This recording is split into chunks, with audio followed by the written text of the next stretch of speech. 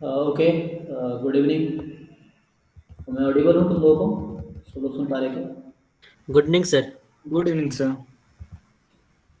तो आज का जो टॉक रखा गया है शशि सर के द्वारा, वो उसमें ये है कि डीयू का, बीएचयू का और सीयू सेट का प्रिपरेशन कैसे करना है। तो जो लोग मान लो जैम में ऐसे नंबर नहीं आ पाए तो उनके लिए भी चांसेस हैं, है ना। तो कैसे प्रिपरेशन करेंगे, और उसके लिए हमारे पास आज है शुभेंदु है, अंकित है और मुस्कान है ना। ये लोग बताएंगे कैसे कैसे करना है, और आप लोगों के पास क्वेश्चंस होगा तो आप वो भी पूछ सकते हो। ठीक है। तो कहाँ से स्टार्ट करें? पहले जैसे क्या है ना, पहले बता दो जो भी जानकारी है तुम लोगों के पास, लाइक वन बाई वन, है ना। जैसे शुभंतु, अंकित और ये मुस्कान है। तो एक बार बता देना, उसके बाद फिर जो क्वेश्चंस होगा वो हम लोग लेंगे, है ना। तो अभी कहाँ से स्टार्ट करें? कौन स्टार्ट करेगा? अंकित, तुम्हें स्टार्ट करना चाहोगे? बताओ। Yes sir, no problem. Hmm. So firstly I should introduce myself. My name is Ankit Kumar Gupta, and currently I am pursuing my masters in statistics and computing from Banaras Hindu University, Varanasi. And definitely all of them and some of them are a little bit confused, and definitely you have problem that which course you should now and which university which university you should go with that and start preparation for that. And so ये definitely मेरे साथ भी ऐसा हुआ था कि कैसे course को स्टार्ट करना है, सिलेबस क्या है एंड कैसे हम लोग को पढ़ना है एंड ऑल दैट। सो हम थोड़ा 2-4 मिनट ज़्यादा लेंगे, बट थोड़ा डीपली बताना चाहेंगे कि क्या करना चाहिए, कैसे करना चाहिए। और फर्स्टली हम ये कहना चाहेंगे कि यदि आप लोगों में से कोई पहले माइंड सेट ऐसा बना चुके हो कि नहीं हमको सिर्फ बीएचयू का प्रिपरेशन करना है एंड यदि सिर्फ डीयू का प्रिपरेशन करना है, तो ये माइंडसेट को हटा देना ही बेटर है, क्योंकि इस बार ऐसा हो सकता है कि सिर्फ सीयू सीईटी मतलब कॉमन इंट्रेंस टेस्ट कंडक्ट एक सब सेंट्रल यूनिवर्सिटी के लिए, और इसका रीजन भी बताएंगे थोड़ा लास्ट में। बट यदि हम फर्स्ट बीएचयू का सिलेबस का बात करें तो डेफिनेटली बीएल अग्रवाल सबको अवेयर होंगे आप लोगों में से कि बीएल अग्रवाल बुक अच्छा है और ये बेसिकली ऑब्जेक्टिव के लिए बहुत अच्छा है। तो बीएल अग्रवाल का जितना भी सिलेबस है, दैट मीन्स जितना भी पोर्शन है बीएल अग्रवाल का, वो एक भी पोर्शन नहीं है कि बीएचयू में नहीं पूछा जाएगा। ये सारा पोर्शन बीएल अग्रवाल का ही रहेगा। और कुछ 4-5 टॉपिक एक्स्ट्रा है, जैसे कि कुछ है मार्कोव चेन का, दैट मीन्स क्विंग मॉडल का है, जिसमें एकदम डायरेक्ट क्वेश्चन पूछता है। 4 या 10 फॉर्मूला है, उसमें से 1 या 2 हमेशा पूछा जाता है।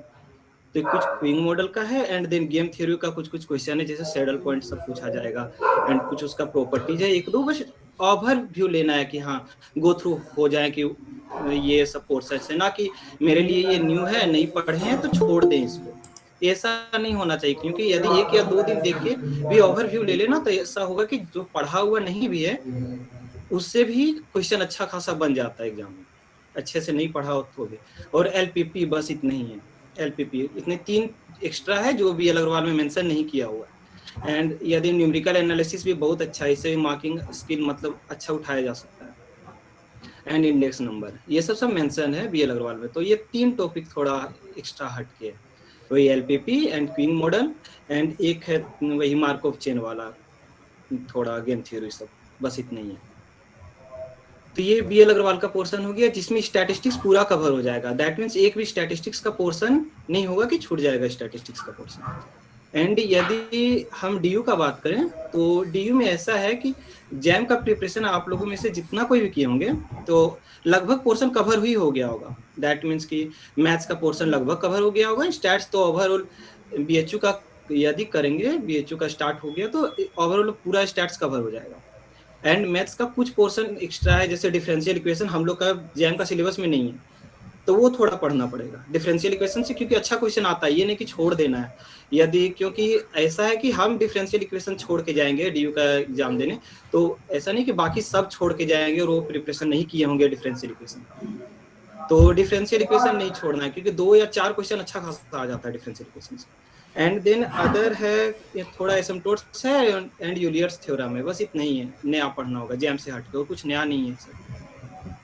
तो यदि मेन 2 ही का प्रिपरेशन करना है, मेन जैम के टाइम ड्यू का हो ही चुका है, बस प्रैक्टिस करना है। एंड देन थोड़ा बीएचयू का सिलेबस वास्ट है, मतलब थोड़ा ज्यादा लंबा है बट इजी है, बहुत आसान है, ऐसा नहीं कि, क्योंकि 120 क्वेश्चन रहता है और हम लोग के पास 120 मिनट्स भी रहता है, तो 1 मिनट ईच क्वेश्चन पे है, तो कितना टफ क्वेश्चन देगा बीएचयू। तो वही चीज है कि हर एक क्वेश्चन को ज्यादा टाइम नहीं देना है, बिकॉज यदि हम एक क्वेश्चन को यदि 5 मिनट दे रहे हैं तो नेक्स्ट आगे आने वाला क्वेश्चन में ऐसा होगा कि 5 क्वेश्चन छूट जाएगा एक क्वेश्चन के चक्कर में, तो आता भी होगा तो उसको सॉल्व नहीं करना है, ऐसा होगा। तो बस यही ध्यान रखना है वहाँ पे बेसिकली, ये ओवरव्यू लेना है बीएचयू का, ना कि डीपली पढ़ने लगे, बस इतना ही। और हम लोग ये गुप्ता कपूर है, उसमें से बहुत सारा रिमार्क्स है, तो बस रिमार्क्स को देखते जाना है, उतना डीपली नहीं नॉलेज लेना है बीएचयू के लिए खास करके, क्योंकि टू द पॉइंट पूछता है, बहुत इजी होता है बट क्वेश्चन गलत भी बहुत ज्यादा होता है, तो बस ओवरव्यू लेना है इसका बीएचयू के लिए। तो यदि बीएचयू का और डीयू का प्रिपरेशन हो गया, मतलब एक साथ कंबाइन किए, तो सीयू सीईटी के लिए और एचसीयू के लिए, यदि कोई एचसीयू के लिए इंटरेस्टेड हो कि हमको हैदराबाद में भी लेना है, तो उसके लिए कोई प्रिपरेशन करने का जरूरत नहीं है, बस क्वेश्चन प्रैक्टिस चाहिए कि प्रीवियस ईयर क्वेश्चन है तो उसको लगाएं बस, क्योंकि ये सीयू सीईटी पूरा जैम बेस्ड है, उसमें थोड़ा एप्टीट्यूड टाइप से थोड़ा क्वेश्चन आता है, दैट मीन जो जनरल कॉम्पिटिशन में क्वेश्चन आता है उस टाइप से कि प्रॉफिट लॉस सबका, तो वो सब थोड़ा मोड़ा है। एंड देन पूरा जैम लेवल का है, मैथ्स और स्टैट्स, जो पहले बीएचयू और डीयू में प्रिपरेशन होगा उससे हो जाएगा। तो दैट मीन्स इसके लिए कुछ नहीं पढ़ना है, सीयूसीईटी और एचसीयू के लिए वो बस क्वेश्चन लगाना है, मतलब प्रीवियस ईयर क्वेश्चन ग्रुप में सेंड कर देंगे, मेरे पास सब कुछ है, तो बस क्वेश्चन उसका लगाना है। और एचसीयू खास करके थोड़ा लेंथी नहीं रहता है, लॉजिकल क्वेश्चन रहता है, दैट मीन्स वो ज्यादा सोच के ही बनेगा, उसमें प्रैक्टिस चाहिए, उसका कोई सिलेबस नहीं है, कुछ नहीं, अभी पता नहीं चलेगा बट क्वेश्चन प्रैक्टिस होगा, जब क्वेश्चन करना स्टार्ट करोगे तो डेफिनेटली ये समझ आने लगेगा कि उसका थोड़ा लेंथी क्वेश्चन रहता है, लॉजिकल टाइप से रहता है, बस इतना ही है, मतलब प्रिपरेशन को लेके एंड सिलेबस को लेके, और कुछ नया नहीं है। और चारों का कंबाइन तैयारी किया जा सकता है, अलग अलग कुछ नहीं है, हट के नहीं है, नया है कुछ। और यदि हम बात करें कि बीएचयू का सिलेबस इतना ज्यादा है तो इसको मेंटेन कैसे करें, कंसिस्टेंट कैसे रहें इसमें, कि मेरा ना कि बहुत सो कोई होता है कि स्टार्टिंग में प्रिपरेशन करता है, डेफिनेटली बहुत सारा पॉइंट होता है छूट जाता है लास्ट तक जाते जाते, क्योंकि सब छोटा पॉइंट है, तो शॉर्ट नोट्स बनाना बहुत जरूरी है, कि इतना छोटा छोटा पॉइंट जैसे कुछ नया पॉइंट मिले तो शॉर्ट नोट्स बनाते जाएं, क्योंकि वो लास्ट में इतना ज्यादा सिलेबस है कि कवर करना मुश्किल होता है लास्ट एग्जाम टाइम। तो यदि शॉर्ट नोट्स होता है या कुछ पॉइंट, यदि क्वेश्चन सेट मारने के टाइम कुछ पॉइंट मिलता है जो क्वेश्चन बहुत रिपीट होता है, डेफिनेटली बीएचयू का क्वेश्चन हर साल प्रैक्टिस में 10, 15, 20 क्वेश्चन रिपीटेड ही रहता है, और वो हर साल पूछा जाता है उससे बेस्ट क्वेश्चन, तो उस पॉइंट को थोड़ा मेंशन करके शॉर्ट नोट्स में बना ले तो इजी होता है, क्यों ना वो रैंडमली हो लिख लिए, फिर भी वो जब देखोगे तो समझ में आने लगेगा कि हाँ लास्ट में ये हेल्प कर रहा है। तो बस इतना ही है ये नोट्स को लेके। एंड यदि एग्जाम पॉइंट ऑफ व्यू से बोले, यदि एग्जाम के टाइम में क्या ध्यान रखना होगा, तो एग्जाम में ऐसा है कि बीएचयू में खास करके, डीयू में डेफिनेटली टाइम का प्रॉब्लम नहीं होगा, यदि क्वेश्चन आता तो उसमें थोड़ा ज्यादा टाइम भी दें, तो 50 क्वेश्चन रहता है डीयू में और 2 घंटे का टाइम लगता है, तो उसमें टाइम का इशू नहीं होगा, उसमें बस एक्यूरेसी चाहिए, क्वेश्चन जितना हो सके उतना करना है, उसमें टाइम का प्रॉब्लम नहीं है डीयू में। और बीएचयू में डेफिनेटली है, 120 क्वेश्चन रहता है, 120 मिनट्स दिया जाता है, तो उसमें होता है कि जितना बनते जाए उतना बनाते जाए, और यदि कोई टाइम लग रहा है कि ज्यादा लेगा, कोई क्वेश्चन ज्यादा टाइम लेगा, और ये देख के ही क्वेश्चन पता चल जाता है, क्योंकि बहुत सारा इजी क्वेश्चन रहता है, देख के लग जाता है। एक एग्जांपल यदि हम रिग्रेशन का क्वेश्चन, जिसमें बीटा नोड या बीटा 1 निकालने का दे दिया जाए, तो ऐसा क्वेश्चन आएगा जो अच्छा खासा टाइम लेगा, क्योंकि समेशन xi स्क्वायर और ये निकालना होगा, expectation of xi square and then mean variance सब निकालना होता है उसमें, तो वो क्वेश्चन टाइम टेकिंग होता है, तो उस टाइप को उस टाइम स्किप ही कर देना उसको बेटर है, क्योंकि उसके अलावा तुम 5 क्वेश्चन या 10 क्वेश्चन एक्स्ट्रा कर सकते हो लास्ट में, ऐसा होता है बीएचयू में।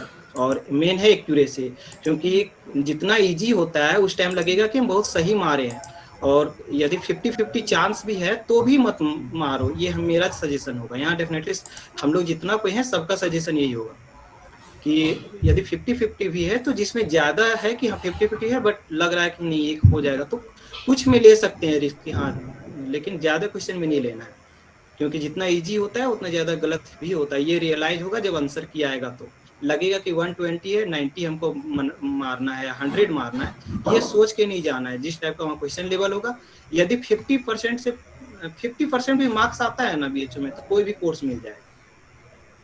दैट मीन्स हम लोग का यदि 4 नंबर इच क्वेश्चन है तो 480 लगभग राउंड आता है, तो 240 के राउंड भी मार्क्स आता है तो डेफिनेटली कोई भी कोर्स मिल जाएगा, कोई भी कैटेगरी हो। जनरल का डेफिनेटली हम अभी बात कर रहे हैं कि 50% मार्क्स चाहिए, उससे ज्यादा नहीं चाहिए। तो क्वेश्चन यदि 50 प्लस भी क्वेश्चन करते हो, 50 प्लस सही, तो हो जाएगा बीएचयू में। ऐसा नहीं है कि 120 में 60, 70, 80 करना है, बस वहां पे डिसाइड करना है कितना मारना है उस टाइम टेबल के अनुसार, बस जो वहाँ टाइम दिया जाता है उतना ही। और यदि कोई क्वेश्चन होगा तो कर सकते हैं ऐसे कुछ। हाँ, तो आई थिंक मुझे लगता है पहले एक बार सारी इन्फॉर्मेशन दे देते हैं। नेक्स्ट मतलब जो भी है तुम्हें बताने का, जैसे अंकित ने बताया वैसे शिवेंदु तुम जो भी बताना चाहते हो पर बता दो। मतलब DU, BHU या SCU हो गया है ना, या जैसे बताया CU से इससे रिगार्डिंग जो भी इन्फॉर्मेशन है पहले वो बता दो, उसके बाद फिर हम 1 बाय 1 क्वेश्चन ले सकते हैं। और जिन लोगों के पास क्वेश्चन वो लिखते रहोगे, भूल जाओगे बाद में तुम। अगर कुछ क्वेश्चन है हाँ, ये कंबाइंड वाला जो हम बोल रहे थे ना सर कि इस बार कंबाइंड टेस्ट होने का चांस है, तो इसमें रिस्क भी ज्यादा है, क्योंकि इसमें होता है कि यदि DU नहीं हुआ तो BHU हो जाएगा, BHU नहीं तो SCU हो जाएगा या CU CET हो जाएगा। तो ये कंबाइन होगा तो प्रिपरेशन ऐसा रखो कि हो जाए। कंबाइन होगा तो डेफिनेटली जो CU CET का पोर्शन है ना, मतलब जो जिस टाइप का आ रहा है CU CET में रेगुलर, उसी टाइप का क्वेश्चन रहेगा, जिसमें मैथ्स है, स्टैट्स है, एप्टीट्यूड तीनों टाइप का रहता है। तो इस बार चांस है मे बी, इसलिए रिस्क नहीं लेना है इसमें ऐसा कुछ। एंड देन शिवेंदु स्टार्ट करेगा। ओके, हाँ Shivendu you can start now. Yes, तो हेलो एवरीवन। वही जैसे कि सब कुछ अंकित ने बता ही दिया कि BHU में कैसे क्या करना है, चाहे वो BHU हो, चाहे वो DU हो, या फिर CU सेट हो, या फिर HCU हो, प्रिपरेशन सबका सेम रहेगा। कुछ अलग, हाँ अलग कोई जगह में अलग थोड़ा हट के करना पड़ेगा। जैसे BHU में हम लोग थोड़ा डेप्थ में थोड़ा जाना पड़ेगा, क्योंकि वो क्वेश्चंस भले ही इजी पूछते हैं, BHU में क्वेश्चंस रिपीट होते हैं, लेकिन हम लोग को थोड़ा उस पर डेप्थ में, जैसे रिमार्क्स हो गया, फिर हम लोग का बुक में जो सॉल्व एग्जाम्पल हो गया गुप्ता कपूर में, वो क्वेश्चन अक्सर रिपीट करते हैं कि जो सॉल्व किया हुआ है बस वही सीधा उठा के पूछ देते हैं। तो वो सब थोड़ा ध्यान देना है। और फिर अगर जब से DU का बात करें तो DU में वही सीन है कि अलग से थोड़ा मैथ्स में करना पड़ेगा। बाकी अगर जैम के लिए सिंसियरिटी से किए हो तो फिर वो अलग से स्टैटिस्टिक्स प्रिपेयर हो चुका है DU के लिए। एक्स्ट्रा एफर्ट थोड़ा BHU में लगाना पड़ता है, थोड़ा बेसिक्स के लिए, क्योंकि BHU बहुत बेसिक्स पूछता है, चाहे वो अप्लाइड हो या फिर हम लोग का ये पोर्शन हो, फंडामेंटल्स का पोर्शन हो, वो पूछेगा ही पूछेगा। हम लोग जैसे अप्लाइड में वाइटल स्टैटिस्टिक्स हो गया, ये सब से क्वेश्चंस आते हैं। फिर न्यूमेरिकल एनालिसिस हो गया, न्यूमेरिकल एनालिसिस से डायरेक्ट क्वेश्चन वेडल रूल से एक क्वेश्चन दे देगा, बोलेगा वेडल रूल से सॉल्व करने, या फिर ट्रेपेजोइडल रूल सॉल्व करने। तो ये सब क्वेश्चंस क्या है ना, ये सब स्कोरिंग क्वेश्चंस है, तो ये सब जगह नहीं छोड़ना है। फिर हो गया वेडल रूल हो गया, ट्रेपेजोइडल रूल हो गया, फिर हम लोग का डिजाइन वाला हो गया। तो डिजाइन में थोड़ा बहुत करने से भी हो जाएगा, उसका सिंपल जैसे अनबायस्ड एस्टिमेटर वाला कुछ क्वेश्चंस होते हैं, फिर वेरिएंस का जो फॉर्मूलाज होते हैं वो सब क्वेश्चंस कभी कभी पूछ देते हैं। अच्छा, एक चीज और, BHU में अक्सर क्वेश्चन जो आते हैं वो हम लोग को वो कंफ्यूजन के लिए देते हैं। जैसे कि एक स्टेटमेंट दे दिया और असर्शन दे दिया कि स्टेटमेंट ट्रू है या करेक्ट है, इसको आइडेंटिफाई करना है। तो ज्यादा कोशिश करना कि वो सब क्वेश्चन अगर श्योर हो तभी वो सब क्वेश्चन अटेंड करना, वरना फिर बेटर है कि ना ही अटेंड करना, क्योंकि वो क्वेश्चन मैक्सिमम गलत होते हैं। उसके अलावा भी बहुत क्वेश्चन होते हैं जो सब इजी होते हैं और अटेंड करने लायक होते हैं। ठीक है, वो सब जितने भी क्वेश्चंस होते हैं जिसमें एक स्टेटमेंट होता है, जैसे ट्रू और फॉल्स का एक स्टेटमेंट दे दिया और बोल दिया कि स्टेटमेंट ट्रू हो गया, फॉल्स हो गया, 4 ऑप्शन आपके पास है, तो कंफ्यूजन होता है। तो बेटर है कि क्वेश्चंस छोड़ देना है, क्योंकि उस पर कुछ नहीं होगा। अगर आप मार्क करते हैं ना, आपका नेगेटिव होगा, उससे ज्यादा कुछ नहीं होगा। और नेगेटिव होता है तो फिर ये वही जितना हम लोग मतलब जितना क्वेश्चन हम लोग सही करते हैं उससे ज्यादा हम लोग गलत हो जाता है। यही सबसे ज्यादा होता है। एक्यूरेसी BHU मेंटेन करना बहुत जरूरी है, नहीं तो हम लोग का गलती होता है इसमें। हम लोग अगर सोच के जाएंगे कि 110 क्वेश्चन मारेंगे तो 110 क्वेश्चन भले ही हम लोग कर देते हैं, लेकिन जब बाद में आंसर की पता आता है तो पता चलता है 50 क्वेश्चन उसमें गलत हो गया। तो ऐसे सोच के कोई फायदा ही नहीं है कि हम लोग जा रहे हैं सोचेंगे कि नहीं 120 है 110 क्वेश्चन बना कर आएंगे। एकदम सिंपल जाना है, 120 क्वेश्चन है, जितना क्वेश्चन आएगा उतना बनाना है, नहीं आएगा छोड़ देना है, डाउट होगा नहीं मार्क करेंगे, बस सिंपल फंडा है। डाउट रहेगा नहीं मार्क करेंगे। हाँ, अगर टाइम बचता है लास्ट में तो एक बार सोचेंगे कि हाँ यार चलो एक बार इसमें सोच के देखते हैं, और अगर रिस्क लेना चाहो तो एक दो क्वेश्चन में ले सकते हैं। अगर सारा क्वेश्चन बोले कि नहीं मेरा स्टेटमेंट ऐसा दे दिया एसर्शन वाला कि हम उसको चेक करेंगे, और एक आपको एक दो स्टेटमेंट है, एक स्टेटमेंट आपको क्लियर है, दूसरा आपको डाउट है, आप फिर भी उसको अटेम्प्ट कर रहे हैं, तो ये आपकी गलती है। अगर वो गलत होता है तो सही होता है तो कोई दिक्कत नहीं है, अगर वो गलत होता है तो आपका फॉल्ट है। तो बेटर है कि वो सब क्वेश्चंस को छोड़ देना है। डीयू में भी टाइम का, जैसे अंकित बोला कि डीयू में टाइम का इशू नहीं होता है, हाँ बिल्कुल, डीयू में जो 50 क्वेश्चन होता है तो उस पर वो टाइम का इशू नहीं पता चलता है कि अगर टाइम का इशू होगा तो वो डेफिनेटली तब होगा जब पेपर टफ रहेगा। पेपर इजी होगा तो वो टाइम का इशू इसमें नहीं समझ आता है हम लोग को। बस 50 क्वेश्चन में जो तुमको अराउंड 35 क्वेश्चन प्लस स्कोर कर प्लस करना है। 40 बन गया बहुत अच्छा, 35 प्लस अगर बन गया तो चांसेस काफी बढ़िया हो जाता है डीयू में। और डीयू का जो मैक्सिमम मार्क्स जो डिपेंड करते हैं, जैसे 200 में एटलीस्ट 120 प्लस आपको स्कोर करना पड़ेगा। 120 प्लस इन केस जब आपका पेपर टफ रहे, अगर आपका पेपर इजी रहता है तो आपको अराउंड 140 प्लस तो स्कोर करना ही पड़ेगा। क्योंकि जैसे इस बार हम लोग का जो कट ऑफ गया था वो कट ऑफ गया था 145 अराउंड, क्योंकि हम लोग पेपर टफ आया था। और वही अगर हम लोग इसके पहले वाला पेपर करें तो उसका 180 अप्रोक्स गया था, जिसका रैंक 1 आया था। तो आपको उस टाइप से प्रिपेयर करना पड़ेगा। ये हो गया डीयू के लिए। और सीयू सेट के लिए पेपर जो होता है वो पेपर उतना टफ रहता नहीं है सीयू सेट के लिए, वो आसान ही रहता है। मतलब इस बार जैसे क्योंकि मतलब कंबाइन कर देगा तो वो अलग सिनेरियो है, लेकिन अगर अलग अलग होता है तो उतना कुछ टफ नहीं होता है सीयू सेट का एग्जाम। और एचसीयू के बारे में तो मतलब हमसे ज़्यादा तो मुस्कान को पता है, क्योंकि वो उसका एचसीयू में हो गया था, तो भी वो बता देगी। एचसीयू में वही चीज़ है कि प्रोबेबिलिटी में आपको ज़्यादा ध्यान देना है, क्योंकि प्रोबेबिलिटी में क्वेश्चंस पूछे जाते हैं। और जो हम लोग का एमएसक्यू जो होता है, जो शायद 6 या 7 क्वेश्चन रहता है एमएसक्यू से, तो वो बेटर है कि वो क्वेश्चन ना ही अटेम्प्ट करे तो बढ़िया है। क्योंकि अगर एक ऑप्शन में गलत होता है ना तो वो गलत हो जाएगा, और नेगेटिव उस पर नेगेटिव रहता है। तो उसके अलावा भी बहुत सारे क्वेश्चंस होते हैं जिसको अटेम्प्ट किया जा सकता है। और बेटर है कि वो 5-6 क्वेश्चन जिसमें एमएसक्यू होते हैं उसको ना ही अटेम्प्ट करें। अगर टाइम बचता है तो ट्राई कर सकते हैं, लेकिन नहीं तो फिर उसको उस पर रिस्क। मेन चीज है ना, वो टाइम भी कंज्यूम करता है ना, आपको हर एक ऑप्शन चेक करना पड़ेगा। ए बी सी डी और एचएफ पेपर मेनली जितना भी सब कोई देखा है 2020 का पेपर छोड़ के, जब तो जो पैटर्न चल रहा है वो एचएफ पेपर हमेशा टफ रहा है, इतना आसान रहा नहीं है। 2020 वाले एज्यूम कर सकते हो अगर किसी ने देखा है तो कि वो आसान था जस्ट बिकॉज ऑफ कोविड के टाइम, वो आसान कर दिया गया था। लेकिन हम लोग जो टेस्ट दिए थे, हम लोग जो एचसीयू का पेपर दिए थे उसमें हम लोग पेपर टफ ही आया था, वो प्रीवियस पैटर्न के जैसे ही आया था, वो पैटर्न चेंज फिर बस एक ही साल से पैटर्न चेंज किया था। तो यही सिनेरियो है। बाकी एचसीयू के बारे में बीएचयू के बारे में फिर मुस्कान फिर बता रही है। यस ओके, तो सुगंधु ने अच्छा बताया और कितने भी बताया। उसके बाद अभी जो क्वेश्चन किसी के पास होगा फिर से मैं बोल रहा हूँ लिख लेना, क्योंकि भूल जाओगे बाद में, क्वेश्चन आंसर सेशन होगा। अभी नेक्स्ट टर्न है मुस्कान का। मुस्कान पहले बता दो जो भी जानकारी तुम्हारे पास है जो शेयर करना चाहते हो, उसके बाद फिर क्वेश्चन आंसर करेंगे। हेलो एवरीवन, सारी चीजें तो बता दिया अंकित और शुभेंदु ने। मैं बस इतना एक चीज बोलना चाहूंगी कि बीएचयू के लिए पहले से कुछ मेंटालिटी नहीं सेट करके जाना कि हाँ मुझे 80 क्वेश्चंस करने हैं या 90 करना है, ऐसा टारगेट कभी नहीं लेकर जाना। बिकॉज वहां तुम जाओगे एंड तुम्हें ऑलमोस्ट 50 क्वेश्चंस आएंगे, लेकिन तुम्हें लगेगा कि नहीं मुझे 90 करना है, तो इस केस में ना गलत होने का चांसेस बहुत बढ़ जाता है। ये मैंने देखा है अपने दोस्तों के साथ, इसलिए मैं ये शेयर कर रही हूँ तुम लोग से कि कुछ मेंटालिटी नहीं सेट करना है कि हाँ मुझे इतना ही क्वेश्चन मार्क करके आना है। बस ये सोच के जाना है कि जितना मुझे आएगा उतना ही करना है। और बीएचयू के लिए सबसे एक बात है कि अप्लाइड पे थोड़ा ज्यादा फोकस करना, क्योंकि वो बहुत स्कोरिंग होता है। अप्लाइड हो गया और मैथमेटिकल पार्ट्स बहुत इजी होते हैं, क्वेश्चंस 1 मिनट के अंदर बन जाता है, इवन उससे भी कम लगता है टाइम। स्टार्ट्स के क्वेश्चंस में थोड़ा टाइम लगता है, तो बेटर होगा अप्लाइड पे थोड़ा फोकस करने के लिए, क्योंकि आई डोंट थिंक एग्जाम का तैयारी करते वक्त अप्लाइड कोई पढ़ता होगा, इसलिए काफी टाइम हो जाता है स्टार्ट्स में अप्लाइड पढ़ने के लिए।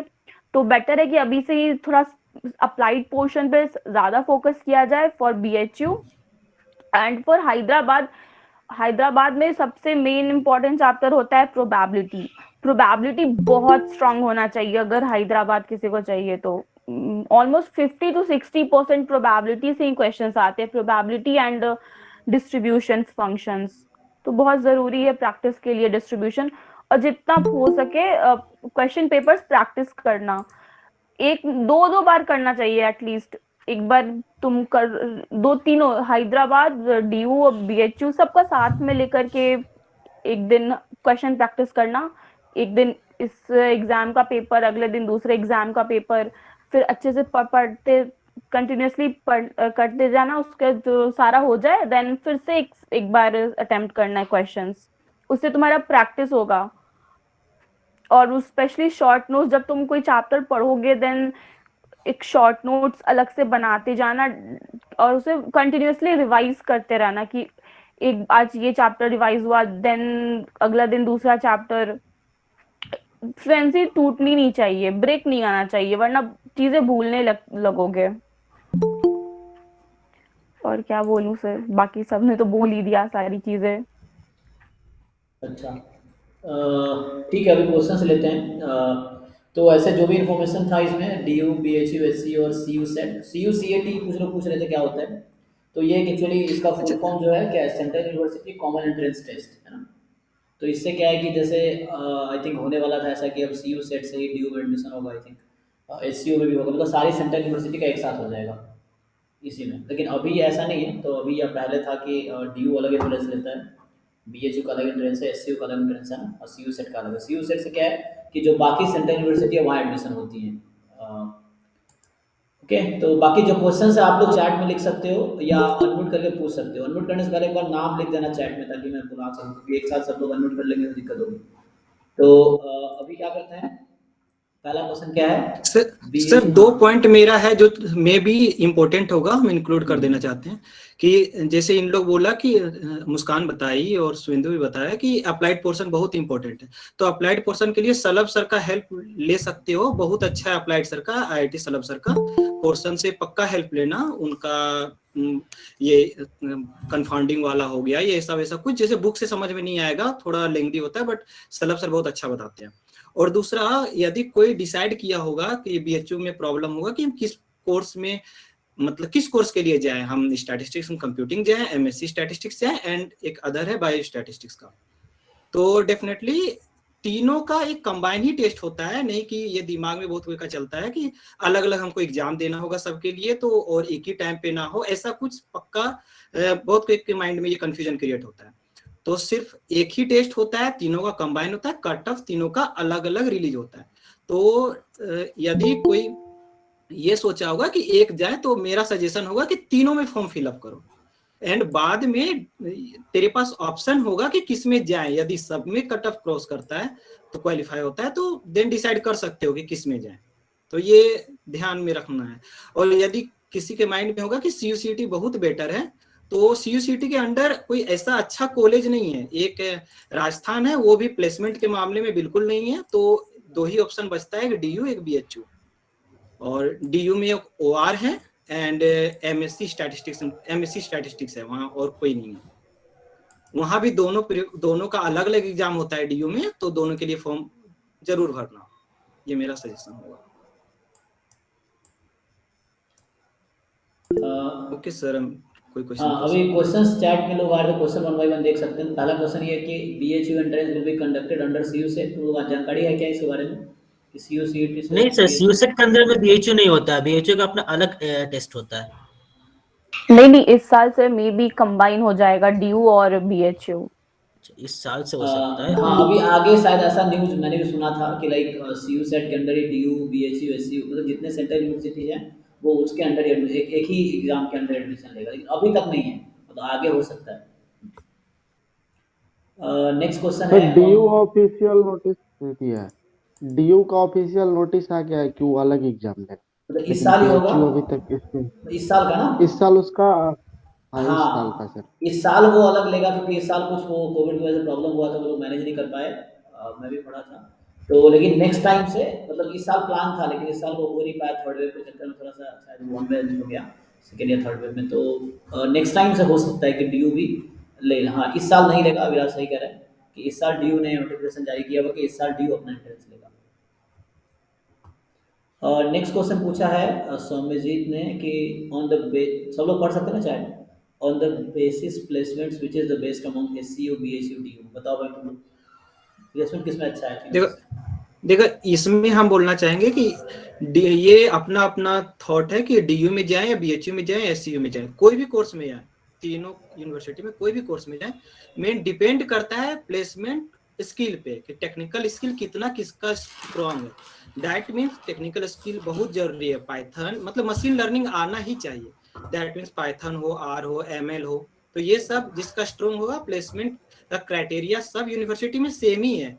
और इस बस इतना ही है। डीयू में भी अच्छा प्लेसमेंट होता है, बीएचयू में भी होता है, और इवन एससीयू का भी शायद अच्छा प्लेसमेंट होता है, बट उतना एससीयू का जानकारी नहीं है हम लोग को। ठीक है, जो अंकित का आंसर है। मुस्कान और सुबेदु, तुम्हें क्या लगता है इन तीनों में से किसमें प्लेसमेंट अच्छा है, SCU BHU sir DU? Placement, sir अभी तक तो जितना पता है सर बीएचयू में बढ़िया प्लेसमेंट हो ही रहा है, ठीक है, वो बीएचयू का बेस्ट हो रहा जा रहा है। एचसीयू का भी सर इस बार अराउंड एवरेज अराउंड 6 या 7 गया था। सर ड्यू का भी तो अच्छा है, लेकिन सर यहाँ पे एक चीज हम बोलेंगे sir, technical skills, sir communication skills और एप्टीट्यूड, मतलब जो बेसिक्स जो होता है प्लेसमेंट के लिए, एप्टीट्यूड पहला चीज। दूसरा चीज हो गया कम्युनिकेशन स्किल्स, जो कि इंग्लिश स्पीकिंग, जो कि बहुत इंपॉर्टेंट एक जरिया हो गया बात करने का। और तीसरा हो गया टेक्निकल स्किल्स। ये तीनों होना चाहिए, सिर्फ टेक्निकल स्किल्स, कम्युनिकेशन स्किल्स और ये एप्टीट्यूड। तो ये तीनों ओके, इंपॉर्टेंट है इसके लिए, ठीक और है। प्लेसमेंट से तीनों का ही बढ़िया है। व्हाट अबाउट यू मुस्कान, तुम्हें क्या लगता है? सर मैं सब जैसे सबको पता है, मैंने हैदराबाद छोड़ दिया जस्ट बिकॉज वहाँ हाँ, प्लेसमेंट अच्छा उतना नहीं है। कॉलेज बहुत अच्छा है, पढ़ाई बहुत अच्छी होती है, बस कंपैरेटिवली हैदराबाद में थोड़ी कम प्लेसमेंट है।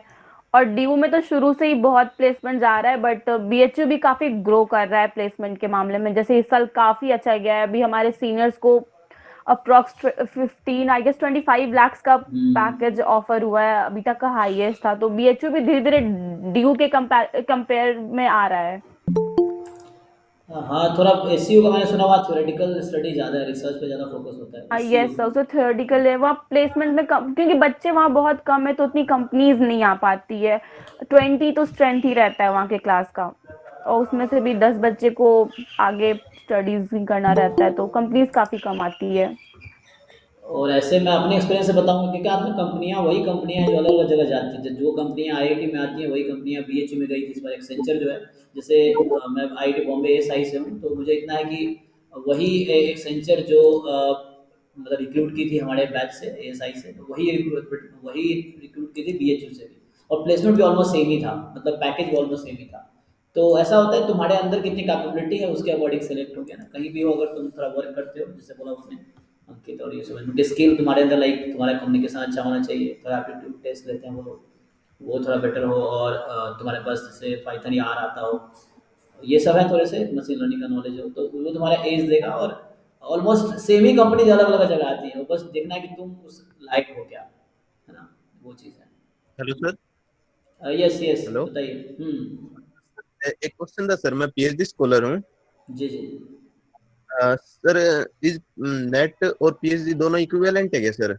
मान लो जिसका नहीं, पीएचडी कंप्लीट और नेट नहीं हो पाया।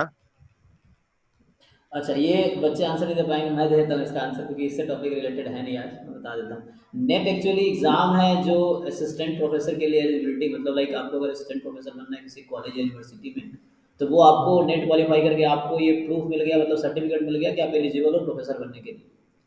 और नेट के आगे एक होता है जेआरएफ। जेआरएफ जरूरी है पीएचडी करने के लिए, मतलब एग्जाम कॉमन है, नेट जेआरएफ का एक ही एग्जाम होता है। जैसे एग्जाम्पल के तौर पे जनरल कट ऑफ जाता है 110 नंबर नेट का है, 120 नंबर जेआरएफ का है, मतलब एग्जाम 200 मार्क्स 200 मार्क्स का है। तो पीएचडी और नेट दोनों अलग चीज़ है। पीएचडी के लिए जेआरएफ चाहिए, जेआरएफ के बाद पीएचडी आप कर सकते हो। पूछो। सर जैसे सीयू सेट का एग्जाम दिया, उसके थ्रू अगर मान लो कोई पीएचडी कंप्लीट कर लिया और उसका नेट क्लियर नहीं हुआ, तो असिस्टेंट प्रोफेसर के लिए नहीं, नहीं बन सकता एप्लीकेशन वो, नहीं, किसी भी गवर्नमेंट यूनिवर्सिटी में असिस्टेंट प्रोफेसर नहीं बन सकते। वो मिनिमम एलिजिबिलिटी नेट है, net is the minimum eligibility, मतलब नेट चाहिए ही चाहिए। पीएचडी कर भी लिए तुम, बहुत जगह ऐसा होता है कि इंस्टीट्यूट पीएचडी अपने फेलोशिप पे करा देती है, अगर नेट नहीं निकला है तो आप किसी गवर्नमेंट यूनिवर्सिटी में असिस्टेंट प्रोफेसर नहीं बन सकते। सर ये रिटर्न में अब आ गया है सर, या मतलब अभी पूरा कंफर्म अच्छा, नहीं है देखो 100%? अभी तक क्या था, जहाँ एलिजिबिलिटी अभी तक, मतलब जो तुमने सुना होगा कि चेंज होने वाला था, अभी तक है एमएससी एंड नेट। एंड और सब लोग स्टैट्स के बच्चे तो एंड और में डिफरेंस पता है, तो एंड बोल रहा हूँ मैं, एमएससी एंड नेट था, ये एलिजिबिलिटी अब तक है, एमएससी एंड नेट है। अभी अपडेट होने वाला था इस साल कि पीएचडी एंड नेट होने वाला था, और नहीं एंड, ठीक है। तो एलिजिबिलिटी जो मैंने देखा है यूनिवर्सिटीज में, वो लिखते हैं एमएससी एंड नेट, एमएससी होना चाहिए प्लस नेट होना चाहिए। पीएचडी है तो तुम्हारा एक एज है, प्लस पॉइंट है, तो लेकिन अब वो होने हाँ वाला सर, है पीएचडी एंड नेट। सर ये जैसे 2014 और 2007 में जिन्होंने अगर पीएचडी कर रखी है सर, वो इक्विवेलेंट नेट के, उसके बाद का नहीं है सर, उसमें हाँ मिनिमम। एक्चुअली उस, वो सही आप कह रहे हो, उस एक्सेप्शन था, कुछ एक्सेप्शन पहले 2009 से पहले का कुछ ऐसा रूल था पहले कि नेट रिक्वायर्ड नहीं था, तो उनके लिए कुछ शायद वो है जो कि तुम्हें डिटेल में पढ़ना पड़ेगा उसके बारे में। तो आई थिंक हमारा टॉप उससे रिलेटेड आज था नहीं, तो ठीक है। हमारा है कि एमएससी एंट्रेंस से रिलेटेड है कि जिनको बीएचयू में एमएससी करना है, या जिनको जे मतलब सीयू सेट सेंट्रल यूनिवर्सिटी में एमएससी करना है, डीयू में, बीएचयू थैंक में, यू सर, थोड़ा ठीक है। कंफ्यूजन था क्योंकि कई यूनिवर्सिटी अभी भी है ना, अभी कई जैसे राजस्थान में है तो पीएचडी और नेट इक्विवेलेंट अभी फॉर्म भरवाए गए हैं, तो इसमें कंफ्यूजन था सर थोड़ा। आप देखना, जो भी कोई प्रोफेसर है उनसे पूछना, कोई ऐसा आदमी है क्या उनका कलीग जो बिना नेट का पीएच प्रोफेसर बना, मैंने तो नहीं देखा अभी तक कि कोई गवर्नमेंट ओके यूनिवर्सिटी सर। का प्रोफेसर हो बिना नेट हो, ऐसा नहीं होगा, ठीक ओके है। सर। ओके, हाँ, आगे आते हैं, तो नेक्स्ट क्वेश्चन चैट से उठाते हैं। तो चैट में ये तो हो गया प्लेसमेंट वाला। तीसरा क्वेश्चन यश गुप्ता का था, it is confirm that BHU entrance for PG will be conducted. तो अच्छा, ये जानकारी दे रहे हैं कि कंफर्म, लेकिन आई थिंक इस साल से नहीं होगा, मे बी नेक्स्ट साल से होगा, चेक करना पड़ेगा न्यूज़ में, अभी अपडेट नहीं। ओके, नेक्स्ट क्वेश्चन है, कितने रैंक में बीएचयू में सीट मिल सकती है फॉर जनरल, बताओ भाई। सर डिपेंड करता है कि कौन से ब्रांच में जाना है, प्योर स्टैट्स में जाना है या स्टैट्स एंड कंप्यूटिंग या बायो स्टैट्स, तीनों का कट ऑफ थोड़ा डिफर करता है। बता दो, रफली आइडिया हो तुम्हारे पास प्योर अगर तो। प्योर स्टार्ट्स में आई गेस 150 के ऊपर होना चाहिए, 180 और 90 तक मिल सकता है। एंड ओके, कंप्यूटिंग के लिए थोड़ा सा कम, 10-20 नंबर का डिफरेंस रहता है। और बायो स्टार्ट्स में बहुत ही कम स्टूडेंट्स लेते हैं, तो बायो स्टार्ट्स में आई गेस 120-130 के मार्क्स के अक्रॉस के अबाउट मिल जाता है सीट जनरल में। ओके, और पेपर के ऊपर भी डिपेंड करता है कि पेपर कितना हार्ड आया है, उस बेसिस पे भी मार्क्स हाँ, तुम डिफर लोग करता अपने है। बैच के हिसाब से बता सकते हो आंसर, क्योंकि हम सबका गारंटी नहीं ले सकते, लेकिन हाँ तुम्हारे बैच जैसा हुआ उसके बेसिस पे तुम बता सकते हो कि ऐसा ऐसा है वैसा, है ना। Okay, okay, yes is saying it is confirmed, ठीक है, तो हम मान लेते हैं, फाइन, हम भी ओके। अच्छा, ये तुम्हारा हो गया क्वेश्चन, ये पूछा था आपने कि नेट और पीएचडी इक्विवेलेंट और नॉट, ठीक है, ये हो गया। नेक्स्ट है आयुष करने वाला, क्या है सर बीएचयू का एग्जैक्ट सिलेबस क्या है, साइट पे मिलता नहीं है, बताओ भाई, तुम लोगों को मिला था क्या साइट पे बीएचयू का सिलेबस? नहीं सर, सर वो क्वारा पे मिल जाएगा, वहाँ वहीं से हम लोगों ने डाउनलोड किया था। नहीं तो फिर ये भी कर सकते हैं ना, हम लोग को जो बीए अग्रवाल का जो पूरा कंटेंट है ना, वो पूरा कंटेंट ही बीएचयू का सिलेबस है, एग्जैक्ट कंटेंट नहीं जितना नहीं, तो उनके उसके अलावा मैथ्स का पोर्शन भी तो है, लाइक एलपीपी, हाँ सिंप्लेक्स, हाँ हाँ, वो सब हो गया। वो सब तो क्वारा ओके, पे मिल जाएगा, वहाँ पे अवेलेबल है सारे कोरा पे, सारे एंट्रेंस का सिलेबस। ओके, कोरा पे सर्च नहीं कर मिले ना सकते हो सर, या तो फिर नहीं मिले तो हम स्टार्टिंग में ये बताए थे कि बस 4 ही टॉपिक एक्स्ट्रा है, एक एलपीपी है, एक क्विंग मॉडल ही है, और गेम बस थ्योरी, इतने, गेम थ्योरी, बस 3 ही टॉपिक पढ़ना एक्स्ट्रा। और बीएल अग्रवाल का पूरा पोर्शन, एक भी टॉपिक नहीं है, मतलब न्यूमेरिकल एनालिसिस भी है तो बीएल अग्रवाल में है न्यूमेरिकल एनालिसिस। एक और एनोकोवा नहीं है, एनोकोवा बीएल अग्रवाल में नहीं है, तो बस एनोकोवा एक एक्स्ट्रा है जो बीएल अग्रवाल में नहीं मेंशन है एनोकोवा, तो और बस नहीं तो इतनी फिर एक्स्ट्रा है। एक दो ईयर का पेपर खुद से सॉल्व करो, तुम्हें खुद आइडिया लग जाएगा कौन कौन से टॉपिक्स है, कौन से नहीं है। हाँ, मतलब पेपर उठाओ और टॉपिक लिखते जाओ, फर्स्ट क्वेश्चन इस टॉपिक से, तो उससे भी तुम्हें आइडिया लग जाएगा। या ऐसा हाँ, होता है कि जो 2-3 यूनिवर्सिटी साल एंट्रेंस लेती है, वो उनके बीएससी का जो सिलेबस है उसके आधार पर ही लेती है। बीएससी में क्या कोर्सेज है तुम देख लो, उससे भी आइडिया लग जाएगा, नहीं तो प्रीवियस ईयर बेस्ट ऑप्शन है, प्रीवियस ईयर उठाओ, देख लो किसी टॉपिक से क्वेश्चन आए, 3-4 साल का पेपर सॉल्व कर लो, तुम्हें पूरा पूरा आइडिया लग जाएगा कि ये टॉपिक्स हैं। फाइन। नेक्स्ट है what about placements of Mumbai university. अच्छा, हम लोग तो मुंबई यूनिवर्सिटी से नहीं है कोई भी, तो शायद हम लोग आंसर ना दे पाए। तुम लोग दिखाओगे प्लेसमेंट क्या है मुंबई यूनिवर्सिटी का? सर कोई आइडिया नहीं है सर। है ना, आइडिया तो मुझे भी नहीं है। But I know few person from Mumbai university जिसने वहाँ से बीएससी किया हुआ, मतलब फिर हमारे बॉम्बे में क्लासमेट्स थे एक दो जो बॉम्बे यूनिवर्सिटी से बीएससी थे, लेकिन एमएससी का आइडिया नहीं है मुझे भी। Which college is best for placement other than IITs in ISI? बताओ भाई, आईआईटी और ISI को छोड़ के कहाँ कहाँ से अच्छा प्लेसमेंट होता है? सर अभी तक तो बीएचयू ही बोलेंगे सर, मतलब जो देख रहे हैं वही बोलेंगे। बीएचयू है, डीयू है, क्योंकि डीयू के मैं कुछ लोगों को जानता हूँ जो हमारे बैच में थे, उनका भी प्लेसमेंट हुआ था, स्टैट्स में अच्छा होता है। मुझे लगता है उस साल 17 लाख था उसका कोई, मतलब मेरी क्लासमेट थी बॉम्बे में, उसके फ्रेंड डीयू में थी, तो उसने बताया था। और ओआर का हम बता सकते हैं सर, डीयू का ओआर का हम 10 से 15 दिन तक क्लास किए थे, तो ओआर का भी प्लेसमेंट प्योर से अच्छा है। डीयू का 18 लाख का गया था ओआर का प्लेसमेंट, और एवरेज माने तो 50% ही प्लेसमेंट है डीयू का, प्योर का भी और ओआर का, मतलब परसेंटेज ले तो दोनों का सेम ही है। अब इंटरेस्ट पे डिपेंड करता है किसको किसमें जाना है, इंटरेस्ट है कि ओआर पढ़ना है कि प्योर स्टैट्स पढ़ना है, और प्लेसमेंट 50% ही है डीयू का, और बस नहीं। डीयू में एमएससी मैथ भी, एमएससी स्टैट्स भी और एमएससी ओआर भी है। फाइन। नेक्स्ट है कौन से टॉपिक से मोस्ट इम्पोर्टेंट है for BHU and BL Agarwal से कौन से टॉपिक करना है? तो अभी तो बताया इसमें शायद ना सारा करना है, बता दो दोबारा। क्वेश्चन समझ आया तुम लोग को? बोला कौन सा टॉपिक मोस्ट इम्पोर्टेंट है बीएचयू के लिए, और दूसरा क्वेश्चन है बीएल अग्रवाल से कौन सा टॉपिक करना है? तो वही सर सारा ही करना है, जैसे अभी अंकित बताया कि वो 3 ही टॉपिक सिर्फ एक्स्ट्रा है ना। एक हो गया क्वेइंग मॉडल हो गया, एक गेम थ्योरी हो गया, और एक कौन सा था? एलपीपी हो गया। एलपीपी हो गया, हाँ एलपीपी हो गया। तो ये तीनों, और बाकी जो पूरा बीएल अग्रवाल अच्छे से करना है। बस बीएल अग्रवाल ही मान लो, तो बीएल अग्रवाल मतलब बीएल अग्रवाल ही बेस है बीएचयू का। अगर अच्छे से उसको कर पाओ तो वो बहुत मतलब बहुत बढ़िया हो जाएगा, फिर वो तुम्हारा पूरा बेसिक क्लियर कर देगा। मैं एक चीज ऐड करना चाहूंगी, बीएचयू में न्यूमेरिकल एनालिसिस से ऑलमोस्ट 10 to 12 क्वेश्चंस हर साल आते हैं, तो न्यूमेरिकल एनालिसिस को इग्नोर नहीं करना है। बहुत इजी क्वेश्चंस आते हैं, जस्ट फॉर्मूला रहते हैं और जस्ट एकदम बेसिक कैलकुलेशन, 10 क्वेश्चंस तो आराम से बन जाता है, इसलिए उसे इग्नोर बिल्कुल नहीं करना, उसे अच्छे से करना। और जो न्यूमेरिकल एनालिसिस वाला चैप्टर है वो हम लोग का गुप्ता कपूर बुक में ही दिया हुआ है, लास्ट में आप लोग को मिल जाएगा। और अदर रेफरेंस के लिए फिर हाँ फिर इस पे हाँ हम लोग को गुप्ता कपूर में दिया हुआ है, फिर वो लास्ट में इसी से हम लोग भी इसी से पढ़े थे, लास्ट में गुप्ता कपूर से ही वहाँ से किए थे। ओके, नेक्स्ट क्वेश्चन है sir please tell about JAM safe score to get any IT. मैंने एक वीडियो रिसेंटली बनाया था 3-4 दिन पहले ही, तुम देखना मेरे चैनल पे जाके। उसमें बनाया था कि किस जैम के किस स्कोर पे क्या मिलेगा, है ना। जैसे बताया था एमएस में अभी है ना 6 इंस्टीट्यूट से जहाँ से एडमिशन हो सकता है ना जैम एमएस से। आईआईएससी बैंगलोर हो गया, आईआईटी बॉम्बे, आईआईटी कानपुर, ये 3 आईआईटी लेवल हो गई। बाकी एनआईटी में हो गई एनआईटी त्रिची, और एनआईटी इस बार दुर्गापुर भी है। दुर्गापुर एक्चुअली एमएस से एडमिशन लेगी एमएससी मैथमेटिक्स के लिए। तो ये इंस्टीट्यूट है ना, 5 हो गए, 5 इंस्टीट्यूट। हाँ, एक आईटी भुवनेश्वर भी है, हाँ ये मिस हो गया। तो तुम एक बार वीडियो देखना चैनल पे जाके, वो मेरा एक वीडियो रिसेंटली मैंने बनाया था, उसमें बता रखा मैंने किस मार्क्स पे किस रैंक पे लास्ट ईयर मिला था, वो मैंने बनाया था, तुम्हें आइडिया मिल जाएगा किस स्कोर पे क्या मिला।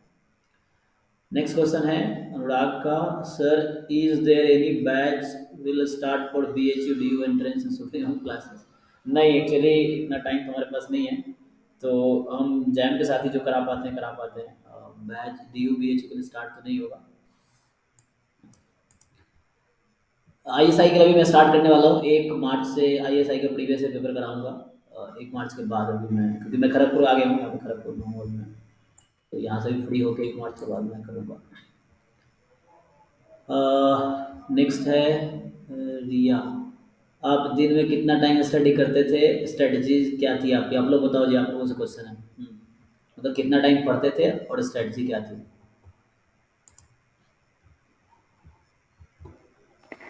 मैं बताती हूँ, मेरी ऐसे कोई पर्टिकुलर स्ट्रैटेजी नहीं थी कि मुझे 10 घंटे पढ़ना है या 12 घंटे पढ़ना है। मैं क्या करती थी, हर संडे को एक वीकली टू डू लिस्ट बनाती थी कि हाँ मुझे इस वीक में ये सारे चैप्टर्स कंप्लीट करने हैं, ये एंट्रेंस एग्जाम का पेपर्स करना है, बस ऐसे मैं बना लेती थी।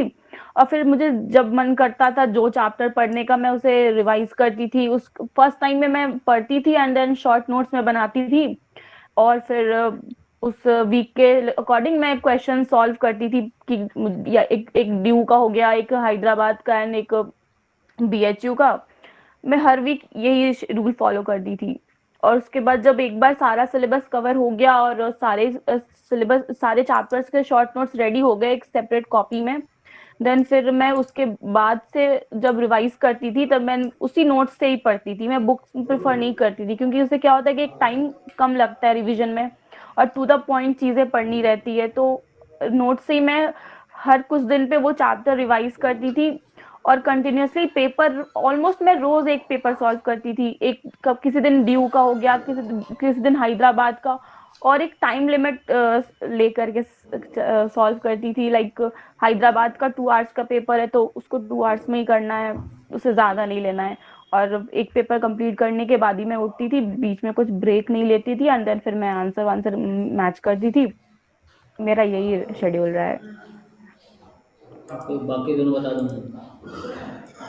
जैसे कि मेरा, हम क्योंकि जैम में कभी पढ़ रहे थे सर के पास, जैम का में चल रहा था, तो हम ऑल्टरनेट डेज में स्विच कर दिए थे। जैसे मेरा मंडे वेंसडे और फ्राइडे जो था वो हम जैम के लिए प्रिपेयर करते थे, और जो मेरा फिर जो ट्यूसडे थर्सडे सैटरडे जो था वो हम दे देते थे प्योरली एंट्रेंस के प्रिपरेशन में। और जो फिर जो संडे का बचा तो वो बेसिकली वो मेरे पे डिपेंड करता था कि हम क्या रिवाइज करना चाहते हैं। और यही जैसे ट्यूसडे थर्सडे और सैटरडे हो गया, तो इसी बीच में हम पढ़ते भी थे, अपना सुबह से टाइम पर डिस्ट्रीब्यूट कर लेते थे, क्योंकि सारा दिन छुट्टी था, कोई कॉलेज, हम लोग का ड्रॉप ईयर था, तो हम लोग बस कंप्लीट मतलब सुबह से रात तक पूरा टाइम हम लोग का था। तो हम लोग ऐसे टाइम डिस्ट्रीब्यूट कर लिए थे कि सुबह से करना है तो क्वेश्चंस भी हम उसी टाइम बनाते थे, प्रिपरेशंस भी उसी टाइम करते थे, चाहे वो बुक हो चाहे फिर वो जैसे जैसे प्रिपरेशंस मतलब टॉपिक वाइज प्रिपरेशंस कर रहे थे पहले, फिर क्वेश्चंस बनाने शुरू किए, एचसीयू का शुरू किए, फिर बीएचयू का, फिर डीयू का, फिर सीयू सेट का। तो हम लोग मतलब हम सबसे कम हम सीयू सेट का पेपर बनाए थे और सबसे ज़्यादा हम बनाए थे एचसीयू का पेपर बनाए थे। वो हम सबसे ज़्यादा एचसीयू का पेपर कवर किए थे और सबसे कम हम सीयू सेट का बनाए थे। बिटवीन में बीडीयू भी था, बीएचयू भी था।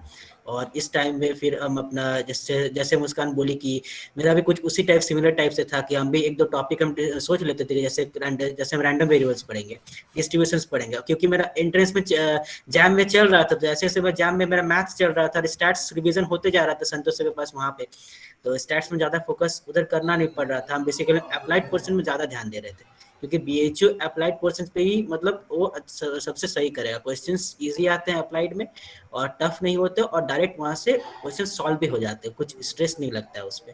और सबसे एट द लास्ट कि क्वेश्चंस जितना आप प्रैक्टिस कर सकते हैं, चाहे वो हैदराबाद का हो, चाहे वो बीएचयू का हो, चाहे वो डीयू का या फिर सीयू सेट का, जिसका हो सके जितना ज़्यादा क्वेश्चन को जितना बार आप सॉल्व कर सकते हैं, चाहे 1 बार 2 बार 3 बार 4 बार, वो आप पर डिपेंड करता है। जितना आप सॉल्व करेंगे आपका उतना क्लैरिटी निकलेगा, धीरे धीरे आपका सब क्लियर होते जाएगा, कंसेप्ट्स निकलेगा, क्लैरिटी होगा अपने कंसेप्ट्स पे। बस इसी तरीके से हम प्रिपेयर किए थे अपना। सर अंकित का बच गया। हाँ अंकित, ये क्वेश्चन तुम्हारा रह गया, कितना टाइम पढ़ते थे और स्ट्रेटजी क्या थी?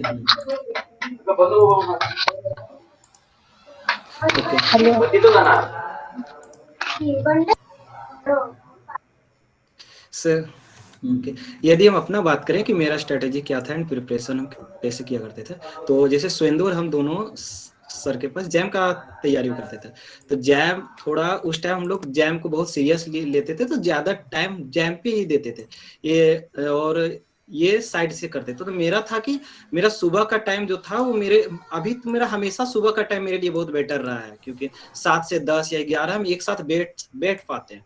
तो ये मेरा था कि हम सुबह 7 से 10 या जो भी मेरा टाइम हो 3-4 घंटा हम बैठते थे, एंड देन उसी में हम इसका एंट्रेंस के लिए पढ़ते थे। जैसे पहला था कि पहले की सिलेबस खत्म करना है, तो ये था कि सिलेबस हम खत्म कर लिए, जैसे हम बताएं कि बीएचयू का पहले करें एंड डीयू का कुछ एक्स्ट्रा पोर्शन था तो उसको पढ़ लिया, तो मेरा पूरा सिलेबस कवर हो गया। इवन 4 यूनिवर्सिटी का सिलेबस कवर हो गया, जितना दिन लगा थोड़ा। उसके बाद मेरा था कि शॉर्ट नोट्स साथ में बनाते गए, और मुस्कान जैसा बताया कि शॉर्ट नोट्स बनाना इसलिए जरूरी है क्योंकि सिलेबस इतना बड़ा है कि बाद में तुम बुक उठा के नहीं कवर कर सकते हो ना। एग्जाम के टाइम भी टेंशन होगा कि भाई हम तैयारी करें तो कैसे करें या रिवीजन करें तो कैसे करें। तो शॉर्ट नोट्स बनाते गए थे हम भी साथ में।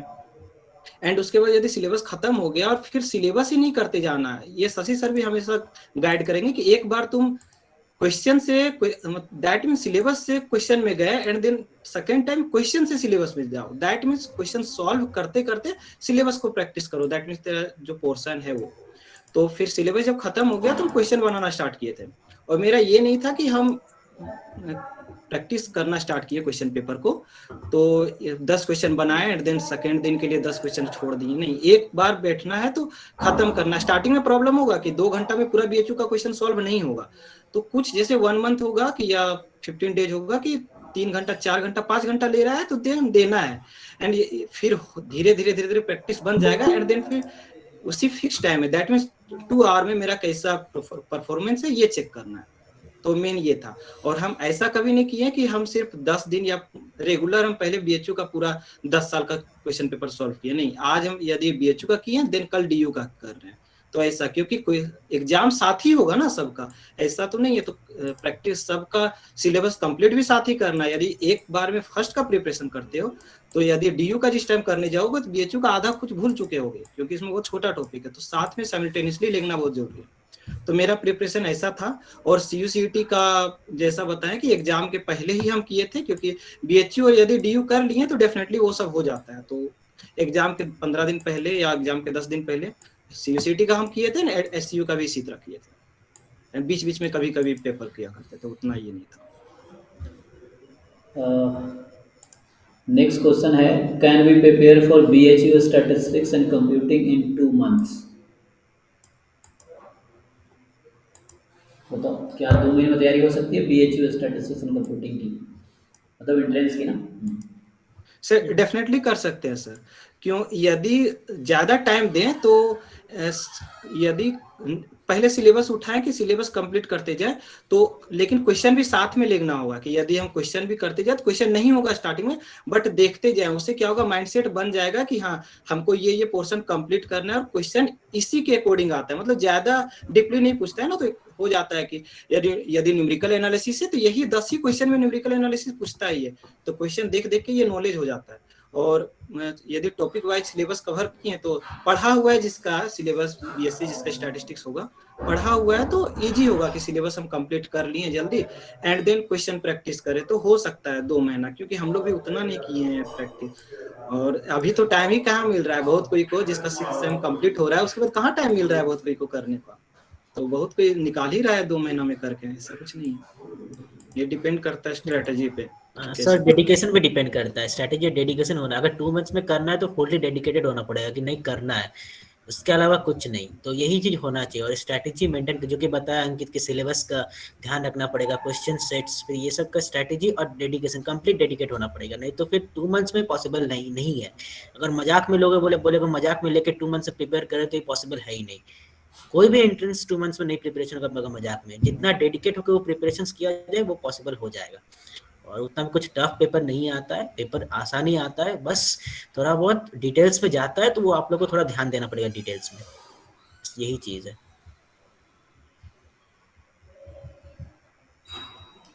तुम्हें कुछ कहना है मुस्कान, 2 महीने में तैयारी हो सकती है ऐसा कुछ? No sir. ओके, बट मेरे अकॉर्डिंग मैं कहता हूँ यस, इलॉन मस्क का एक मुझे कोट याद आता है कि if you give 30 days to yourself और you give 3 days to yourself you can do in that time only. तो तुम पे डिपेंड करता है तुम कितना टाइम में तुम सोचते हो और कर दोगे तो कर लोगे ये चीज़। मैं एग्जांपल बताना चाहूँगा, मेरा एक दोस्त नितिन मुकेश है जिसका बहुत अच्छा वो आजकल पोस्ट करता रहता है, उसने भी वो भी लिया, मतलब इंटरव्यू सेशन लेता है, वो मेरे आईआईटी बॉम्बे का क्लासमेट्स हैं, उसने बीएससी कंप्यूटर साइंस उसका बीएचयू से है, उसने 1 महीने प्रिपरेशन में आईआईटी जैम एमएस निकाला था, मतलब क्योंकि सीएस बैकग्राउंड है उसका, तो करते हैं लोग, करने वाले हैं ना, इतना डेडिकेशन है तो।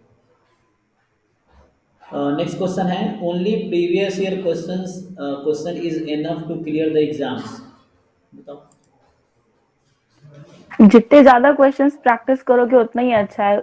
इसलिए क्वेश्चन प्रैक्टिस के लिए अच्छा है कि एक ग्रुप ज्वाइन कर लो, या तो टेलीग्राम ग्रुप हुआ या व्हाट्सएप पे भी एक IIT एग्जाम करके हम लोगों ने भी ज्वाइन किया था एक ग्रुप। उसमें क्या था कि बहुत सारे बच्चों का अलग अलग क्वेश्चंस आता था और हम लोग बैठ के सॉल्व करते थे। उससे क्या होता था कि सामने वाला का डाउट भी क्लियर हो जाता था और खुद की प्रैक्टिस भी हो जाती थी। कुछ नए क्वेश्चंस रहते थे क्योंकि बहुत सारे एंट्रेंस एग्जाम से वो लोग क्वेश्चन भेजते थे, तो अच्छा रहता है जितना ज्यादा क्वेश्चन सॉल्व करो उतना ही अच्छा है। एंट्रेंस एग्जाम का पेपर सफिशिएंट नहीं है, मुझे नहीं लगता। वैरायटी होनी चाहिए क्वेश्चंस में। प्रीवियस ईयर से भी आइडिया मिल जाता है, जितना प्रीवियस ईयर क्वेश्चन सॉल्व किया तो उससे भी आइडिया मिल जाता है कि कैसे क्वेश्चन से किस टाइप से लेवल हम लोग सोच रहे हैं। जैसे कोई अगर किसी ने अगर HCO का पेपर अगर अच्छे सॉल्व किया होगा तो उसको आइडिया उसका HCO का लेवल का पता चल गया होगा कि HCO में क्या लेवल है। तो बस वही लेवल के कारण, मतलब वही लेवल ही हम लोग को पता चलता है, तो उसी कारण हम लोग का प्रिपरेशन भी वैसे ही चलता है कि कैसे इसको करना है। क्योंकि देखो अल्टीमेटली सबका गोल यही है कि हम लोग को कॉलेज निकालना है इस बार, कोई यहाँ पे टाइम पास करना तो आया नहीं है।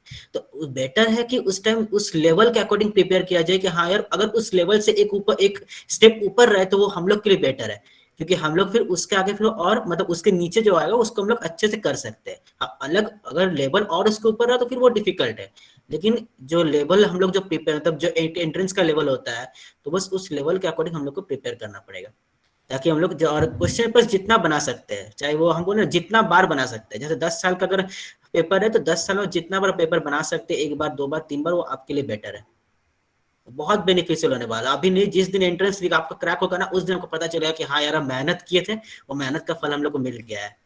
वो उस दिन रियलाइज होगा जिस दिन आपका नेम लिस्ट में नाम होगा, तो वो बेटर, वो बहुत अच्छा फीलिंग लगता है। वो तो बेटर है कि क्वेश्चन पेपर अच्छे से किया जाए, और कंसेप्ट तो बहुत जरूरी है। जैसे संतोष सर सही से बोलते हैं कंसेप्ट कहीं नहीं जाता, जितना कंसेप्ट आपका क्लियर होगा वो और आपका बेटर तरीके से आपका वो तो बिल्ड करेगा आपका इसमें एंट्रेंस के लिए और IIT के लिए जो भी आप प्रिपेयर कर रहे हैं। ठीक है, मैं तो ये कहूँगा अगर तुम्हारा सिलेबस अच्छे से कंप्लीट है, तुम सब कुछ टॉपिक तैयारी है, तो प्रीवियस ईयर तुम्हें हेल्प करेगा काफ़ी अपने आप को इम्प्रूव करने में। नेक्स्ट है, बुक का नाम तो बता दिया मैंने, ठीक है, BL अग्रवाल। नेक्स्ट क्या पूछा है भैया ने? BHU में अंकित सर ने कहा था कि 10-15 क्वेश्चन रिपीट होते हैं, वो कौन सा लास्ट ईयर क्वेश्चन पेपर से या फिर किसी बुक से क्वेश्चन रिपीट होते हैं? नो सर, क्वेश्चन पेपर से ही रिपीट होता है। दैट मीन्स हम यदि इस बार का छोड़ दें, क्योंकि इस बार NTA कंडक्ट करवाया था और इससे पहले का जितना भी प्रीवियस ईयर एग्जाम हुआ है BHU का, BHU खुद ही कंडक्ट करवाया है, तो उस टाइम क्वेश्चन का पैटर्न बिल्कुल सेम होता था। दैट मीन्स कुछ चेंज नहीं आता था, और even 10 to 15 question previous year से ही रिपीट होता है to the point. That means है कि क्वेश्चन सेम ही पूछ दिया है। BL अग्रवाल में जो हम इसलिए BL अग्रवाल हम लोग सब प्रीफर कर रहे हैं, क्योंकि जो इस बार छोड़ के पिछला बार से 10 साल जितना भी प्रीवियस ईयर में जो क्वेश्चन आया है ना, वो 80% क्वेश्चन BL अग्रवाल से है। 80%, that means same to same question, option भी वही, क्वेश्चन भी वही। बस प्रैक्टिस करना होगा। दैट मीन्स BL अग्रवाल का थोड़ा क्वेश्चन एक नजर देख के चल जाए कि क्वेश्चन है तो एक्सरसाइज है तो एक नजर मार लो उसका, तो बस उतना ही है। इसीलिए BHU का बोल रहे हैं कि, और NTA कंडक्ट करवाता है। थोड़ा इस बार थोड़ा लेंथी क्वेश्चन था, थोड़ा हट के था पहले से ईयर से, बस इतना ही चेंज था। तो हट के मतलब से वो BL अग्रवाल से लगा ही नहीं कि क्वेश्चंस BL अग्रवाल से भी क्वेश्चंस थे, मतलब था ही नहीं, आपको ऐसा बोल सकते हैं। सारा एकदम अलग टाइप के क्वेश्चंस था सारा इस बार, अनएक्सपेक्टेड टाइप क्वेश्चंस जो थे ना, उस टाइप क्वेश्चंस इस बार आए थे एंट्रेंस में BHU का। हाँ, तो इसमें एक चीज ऐड करेंगे कि इसलिए हम स्टार्टिंग में बोले थे कि कोई ये माइंडसेट मत बना के रखना कि हमको इसी कॉलेज में जाना और यही कोर्स लेना और उसी कोर्स का फॉर्म फिलअप करना। निकलने का होगा ना तो तैयारी सबका करो, निकलेगा तो सबका निकलेगा, अदरवाइज एक भी नहीं निकलता है किसी का, ये डेफिनेटली होता है। क्योंकि हम बहुत तेज से तेज स्टूडेंट हैं, मतलब मेरे जूनियर्स हो गए या मेरे क्लासमेट थे या हम ही लोग थे, तो ऐसा हुआ है कि मेन इसमें स्ट्रेटेजी चाहिए, तेज बहुत तेज है, बट BHU में थोड़ा निकालने के लिए स्ट्रेटेजी चाहिए होता है। इजी क्वेश्चन बहुत होता है इसीलिए। ओके, तो इस क्वेश्चन का आंसर हो गया। नेक्स्ट है, is it possible to clear ISI in next few month? Yes, it depends on your capability and your concepts and your ability. ये person to person answer vary करेगा, किसी को साल भर सकता है, कोई 1 महीने में कर सकता है, तो यस यू कैन डू। ये तुम देखो, मैं सपोर्ट बोलना चाहूँगा कि कहते हैं ना कि इट इज़ नॉट, मतलब तुम वो नहीं हो जो कोई और सोचता है तुम्हारे बारे में, तुम वो हो जो तुम सोचते हो। तो तुम अपने बारे में जो बोलोगे वही तुम हो, या तुम अपने बारे में जो तुम सोच रहे हो वही तुम हो। तुम्हें लगता है तुम कुछ महीने में कर सकते हो, कर सकते हो। कोई और नहीं बता सकता, मैं तुम्हें नहीं बता सकता। जैसे मैं खुद के बारे में बता सकता हूँ कि मैं कर सकता नहीं कर सकता हूँ, वैसे तुम खुद को बता सकते हो, और जो तुम खुद के बारे में सोचते हो वही सत्य है, ठीक है ना? तो बेटर अपने बारे में अच्छा ही सोचो। नेक्स्ट है, रिया का क्वेश्चन है कि for placement point of view in BHU which course is best, statistics and computing या बेसिक एमएससी इन स्टैटिस्टिक्स और बायोस्टैट्स? 3 कोर्स है ना वहाँ बीएचयू में, तो उनमें से पूछना चाह रहा है कि किस में प्लेसमेंट अच्छा है कंपैरेटिवली। प्योर स्टैट्स और स्टैट्स एंड कंप्यूटिंग वाले साथ में बैठते हैं प्लेसमेंट के लिए, उन दोनों का सेम रहता है। बस बायो स्टैट्स में थोड़ा डिफर करता है क्योंकि वहाँ उसके लिए सिर्फ बायो स्टैट्स की कंपनियां आती है, और बाकी दोनों में सेम है। देखो भाई, मैं ये डिस्कस करूँ ना कि बच्चों का बीएचयू निकल जाए, ठीक है ना, वो सब और हो गया, इससे तुम लेट रिलेटेड ज्वाइन कुछ किए हो, कुछ तुम लेट चलो ज्वाइन ठीक किए है। हो। हाँ, मीन्स वो ज्यादा इम्पोर्टेंट है, वहां पर जा करके हाँ चीजों को जान सकते हो। अपॉर्चुनिटी अच्छा है। एक होता है ना कि भगवान के घर में जा रहे हो तो पूछना क्या है, तो ये स्टैट्स वही है, भगवान का घर है। तो वहां किसी प्रकार का डाउट है तो मीन्स तुम कुछ ज्यादा सोच रहे हो, पहले निकालने के बारे में सोचो, वहां पहुंचने के बारे में सोचो, चीजें अपने आप अच्छी हो जाएगी। यदि हो गया तो अच्छी बात है। मैं थोड़ा लेट हो गया, कहीं घूमने गया था और लाइट भी नहीं थी इसलिए चला गया था, तो अभी अभी मैं लौट गया। तो चलो ठीक है, अपना क्वेश्चन पूछते रहो और ये लोग क्योंकि वो रिप्लाई टॉक दीजिए। स्टार्टिंग में हो गया ना, 1 घंटा लेट हो गया, 8 बजे हमने स्टार्ट कर लिया था।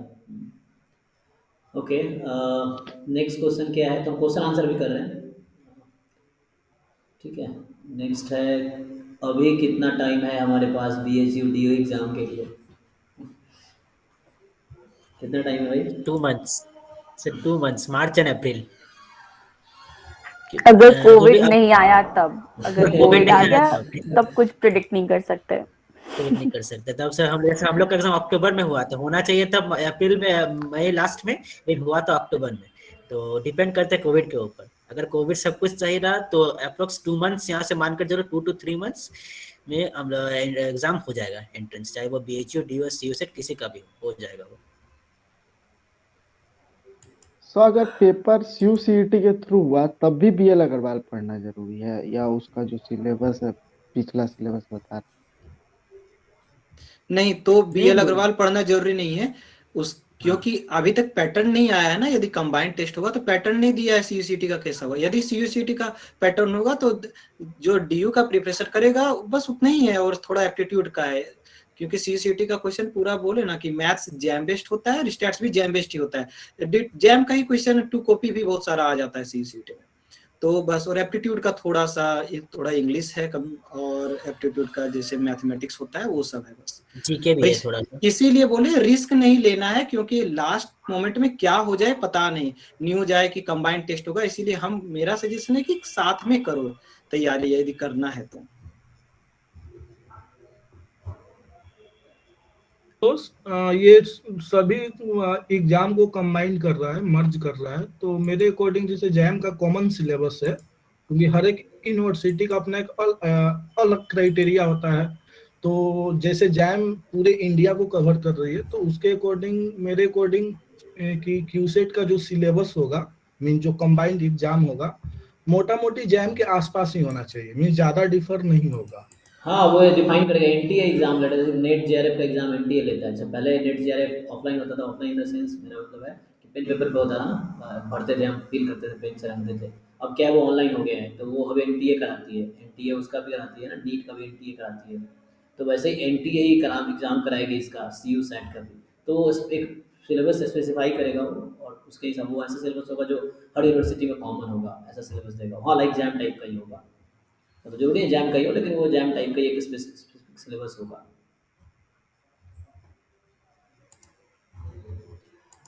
नेक्स्ट अनुराग पूछ रहे हैं कि as sir supreme classes not launch course for BHU DU, so can I get any of the भैया this is number for guidance? हाँ भाई, ग्रुप में है ये लोग, तो मैं शेयर कर दूंगा, तुम लोग इनको हेल्प ले सकते हो, ठीक है, प्रिपरेशन के लिए। ठीक है, मैं शेयर कर दूंगा ग्रुप में, एक बार पूछ लेना मुझसे या सर से बता देंगे। नेक्स्ट है आयुष का question, BHU preparation direct BL Agarwal से स्टार्ट करना चाहिए? ये तो कई बार हो गया क्वेश्चन, बता दो फिर। सबसे बेटर है एक किसी भी साल का लेटेस्ट पेपर उठाओ और उसे सॉल्व करो। तुम्हें पता चल जाएगा कि तुम कहाँ लैग कर रहे हो, कौन सा चैप्टर तुम्हारा वीक है, फिर उस बेसिस पे अपना प्रिपरेशन शुरू करना। ठीक है, मतलब जैसे अंकित ने बताया था ऑब्जर्वेशन इसका कि जहाँ सारे क्वेश्चन बी एल से आते हैं, तुम भी करोगे तो हो सकता है तुम्हारा ऑब्जर्वेशन, लेकिन अब तो नहीं, शायद ये मुस्कान बिल्कुल सही बोली। यदि लग रहा है कि बीएल अग्रवाल से डायरेक्ट उठा के प्रिपरेशन करें, क्योंकि उसका जो है ना सर, दैट मीन्स बहुत शॉर्ट करके पूरा बुक ही कवर कर दिया है। दैट मीन्स यदि हम प्रोबेबिलिटी का ये करें, प्रिपरेशन करें, तो प्रोबेबिलिटी पहले वो एक्सप्लेन किया है, फॉर्मूला सब कुछ दिया है। दैट मीन्स वो कंबाइंड बुक ही टाइप का, ना कि सिर्फ ऑब्जेक्टिव क्वेश्चन है, पूरा बुक ही है वो। तो यदि पहले से पढ़ा हुआ है देन जा सकते हो, और उससे पहले मुस्कान सही बोली, एक दो पेपर करके देखो, देन लगेगा कि ये टॉपिक में मेरा लैग कर रहे हैं, तो वो टॉपिक को अलग से कर लो, देन फिर सिर्फ बीएल अग्रवाल ही प्रैक्टिस करो। हम भी लास्ट में वही किए थे, सिर्फ बीएल अग्रवाल से प्रैक्टिस करना स्टार्ट किए थे। बीएल अग्रवाल से प्रैक्टिस करना ही सही है, लेकिन सबसे पहले तो कंसेप्ट, जो पहले क्वेश्चन, जैसे मुस्कान बोले क्वेश्चन बनाओ, तुम्हें पता चले कहाँ दिक्कत है। उसके बाद अगर कंसेप्ट में ज्यादा दिक्कत है तो जैसे हम लोग प्रिपेयर किए तो गुप्ता कपूर से, कोई भी बुक से प्रिपेयर कर सकते हो, तुम्हारी मर्जी है। हम लोग गुप्ता कपूर से प्रिपेयर किए थे, चाहे फंडामेंटल चाहे अप्लाइड हो। तो उस पे पहले अपना कंसेप्ट को पहले क्लियर करो, और वहां से जहां से कंसेप्ट क्लियर हो गया फिर प्रैक्टिस करो अपना यहाँ पे देखकर बीएल अग्रवाल का बुक से। वो क्वेश्चन आंसर भी वहीं पे है, उसका एमसीक्यू भी है, सारा कुछ फिल इन द ब्लैंक्स भी है, उसको प्रैक्टिस करो, तुम्हारी मर्जी। लेकिन हम बोलेंगे कि एमसीक्यू जितना भी है ना, फिल इन द ब्लैंक्स नहीं करना, वो छोड़ सकते हो, लेकिन एमसीक्यू जितना है वो सारा कर लेना। और क्वेश्चन आंसर्स उसमें, क्योंकि वो फॉर्मेट ही क्वेश्चन आंसर टाइप में दिया हुआ है, क्वेश्चन आंसर इस फॉर्मेट पे पूरा बीएल अग्रवाल में दिया हुआ है, तो फिर वहां से करना वो सही हो जाएगा फिर।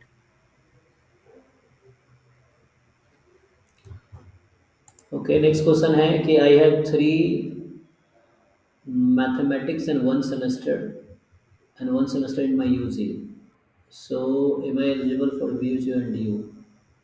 क्या कहना चाह रहा है मुझे समझ नहीं आया, किसी को समझ आया question? I have 3 mathematics and 1 semester in my UG, so I am eligible for BHU and DU? समझ आया क्या किसी को?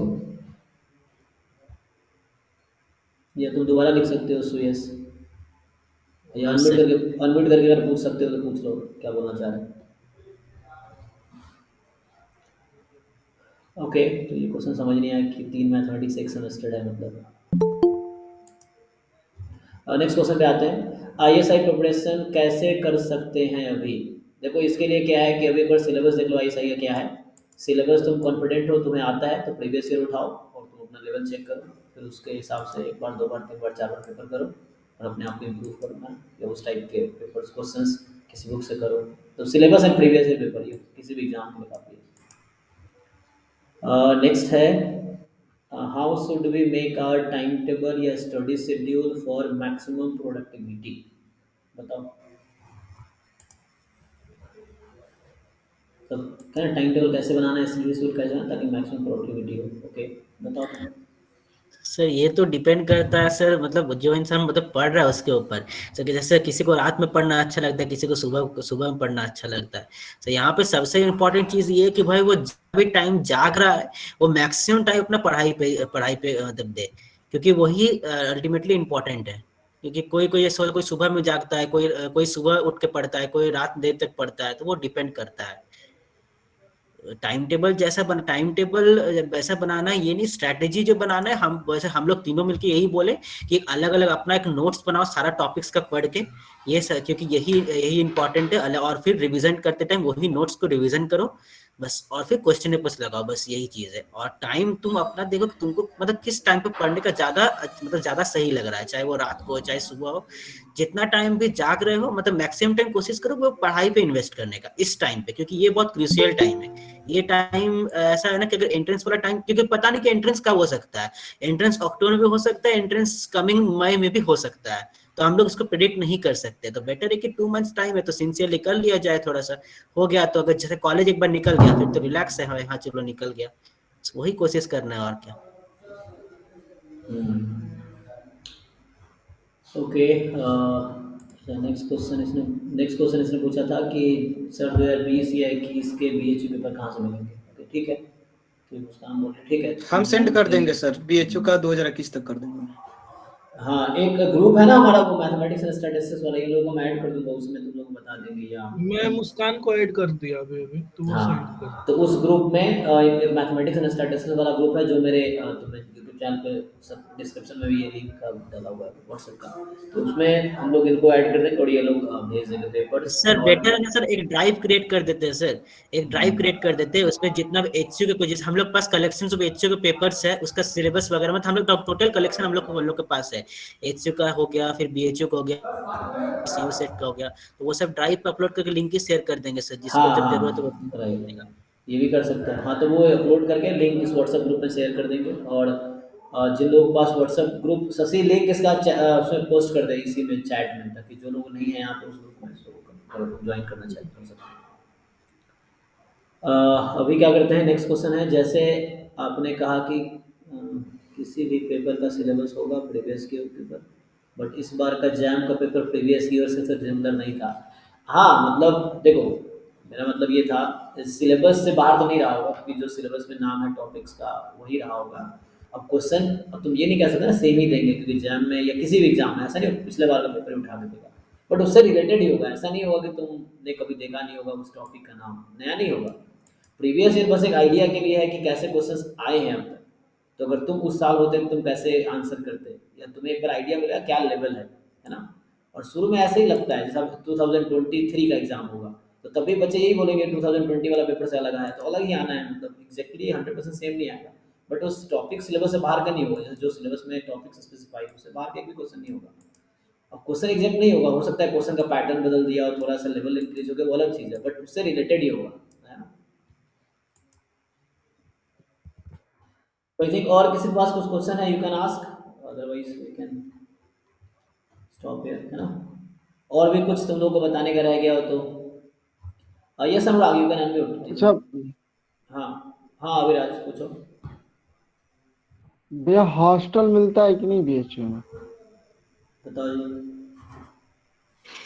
हॉस्टल में हाँ बोल अच्छा ठीक है, हॉस्टल का ये है अभी फिलहाल के लिए लॉकडाउन के कारण, ये कोरोना के कारण सब में प्रॉब्लम है कि सेकंड ईयर को ज्यादा मिल जा रहा है, फर्स्ट ईयर को तो अभी मिला ही नहीं है। दिल्ली का बात करें तो दिल्ली को सेकंड ईयर वाला को नहीं मिल रहा है, अभी ऑफलाइन हुआ तो फर्स्ट ईयर वाला को मिल रहा है। तो ये और 20% ही हॉस्टल अलॉटमेंट होता है और नहीं होता है। दैट मीन्स यदि बॉयज का बात करें तो यदि सिंगल अलॉटमेंट होगा तो 10-12 ही होगा, यदि एक रूम में डबल अलॉटमेंट होगा तो 20 ही होगा, उससे ज्यादा नहीं होगा। गर्ल्स में मैक्सिमम 10, उससे ज्यादा जा ही नहीं सकता। वो दोनों स्टैट्स का बात बोल रहे, स्टैटिस्टिक्स एंड कंप्यूटिंग का भी और प्योर स्टैट्स का भी। अच्छा, और एक चीज हम यहाँ पे ऐड करना चाहेंगे, हॉस्टल अलॉटमेंट जो वो डिपेंड करेगा पूरा पूरे तुम लोग के एंट्रेंस के मार्क्स के ऊपर। जो टॉप 20 होंगे, टॉप 10 होंगे, सिर्फ उन्हीं को प्लेसमेंट, उन्हीं को अलॉट किया जाएगा हॉस्टल। जो टॉप 10 टॉप 20 होंगे, चाहे वो गर्ल्स में हो चाहे वो बॉयज में हो, तो टॉप 20 में अगर आते हो तो फिर वो बेटर है उस टाइम। मतलब टॉप 20 में इन द सेंस, मतलब ये नहीं कि पूरा मतलब कंप्लीट टॉप 20 नहीं, तुम्हारे क्लास में जितने, जैसे सपोज करो जैसे तुम लोग का बीएचयू स्टैट्स एंड कंप्यूटिंग में एडमिशन हो गया, टोटल 60 स्टूडेंट्स है, तो 60 स्टूडेंट में से जो टॉप 20 मार्क्स के जो स्टूडेंट होंगे वही क्लास में अमंग 60 स्टूडेंट, वो सबको हॉस्टल अलॉट होगा। हम कंप्लीट ऐसा नहीं बोल रहे कि रैंक 1 से रैंक 20 तक, ये नहीं बोल रहे हैं, बस वो क्लास में टॉप 20 के अंदर होना चाहिए among those 60 स्टूडेंट, तो उन्हीं को हॉस्टल अलॉटमेंट किया जाता है, नहीं तो फिर बाहर रह सकते हैं और क्या। हाँ, वो इंफ्रास्ट्रक्चर का थोड़ा इशू होगा, जो डीयू में भी है ना, डीयू में था, मतलब मेरा ग्रेजुएशन वहीं से है, तो वहाँ भी हॉस्टल सबको नहीं मिलता है, कुछ ही लोगों को मिलता है। ओके, नेक्स्ट ये क्वेश्चन एक बच्चा पूछ रहा है कि मैं बीसीए परस्यू कर रहा हूँ, और वो जो क्वेश्चन समझ नहीं आया था उसको इसने यहाँ भेजा है। सो मेरे पास 3 मैथमेटिक्स कोर्स है शायद, है ना। ओके, मतलब 3 मैथमेटिक्स कोर्स है एक सेमेस्टर में, आई थिंक ये कहना चाह रहा है, in UG. So I am eligible for the PH, मतलब बीएससी बीसीए वाले एलिजिबल हैं क्या? मतलब बीसीए वाले एमएससी कर सकते हैं, तुम लोग को आइडिया है? सर ब्राउजर में देख सकते हैं, कुछ एलिजिबिलिटी क्राइटेरिया उसमें मेंशन रहता है, मे बी शायद कर सकते हैं, एग्जैक्ट नॉलेज नहीं है इस चीज का। तो ये पूछना चाह रहा है कि मतलब बीसीए है, 3 मैथमेटिक्स का कोर्स है इसके पास। ओके, तो देखना पड़ेगा तुम्हें उसका नहीं साइट पे कर जाके। सकते, नहीं कर सकते, बीएचयू से नहीं कर सकते। ओके ओके, तो उसके क्या ब्राउचर जरा में क्लियरली है कि बीएससी होना। ओके, तो बीसीए वाले में नहीं कर सकते, ठीक है। तो वो जो क्वेश्चन था पहले वो समझ नहीं आया था, वो उसका क्वेश्चन समझ आ गया अब कि वो बीसीए का है तो अलाउड नहीं है, जैसे अभी राज कह रहा है कि only BSc student can. Okay, हाँ, last time tips before exam.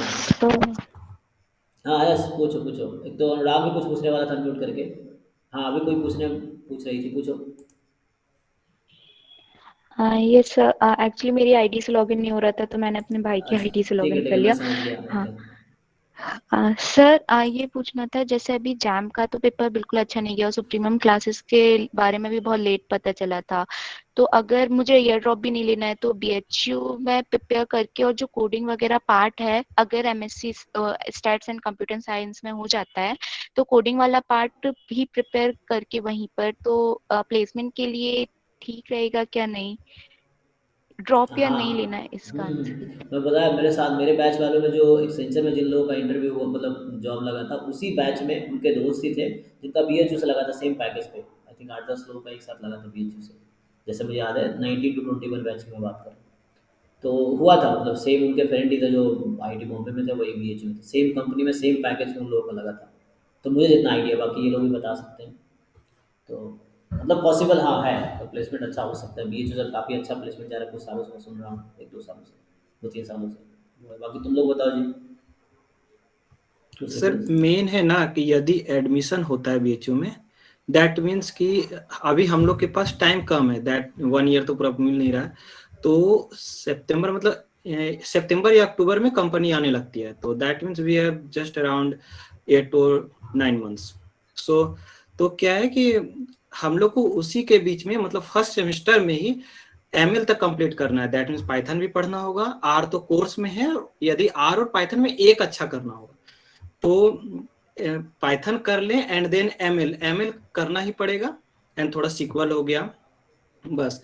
और सेकेंड में जाके प्रोजेक्ट करना होगा, सेकेंड सेमेस्टर में जाके मिनिमम 1 प्रोजेक्ट, और 2 रहे तो अच्छा है, 2 प्रोजेक्ट। दैट मीन्स सीवी थोड़ा अच्छा बने। एंड देन सेकेंड ही है कि रेज्यूमे पहले अच्छा बने, एंड देन एप्टीट्यूड होना चाहिए अच्छा, क्योंकि एप्टीट्यूड जैसे सुरेंदु बताया कि फर्स्ट ही क्राइटेरिया है। एप्टीट्यूड ही नहीं टेस्ट पास करेंगे तो फिर इंटरव्यू राउंड कैसे होगा, टेक्निकल राउंड कैसे होगा? देन एप्टीट्यूड अच्छा होना चाहिए। तो यदि बीएचयू में एडमिशन होता है तो उसके साथ साथ कोशिश करो कि जितना जल्दी हो कोडिंग स्टार्ट कर दो। That means technical skill development start ही कर देना, ना कि इसको ये करना है।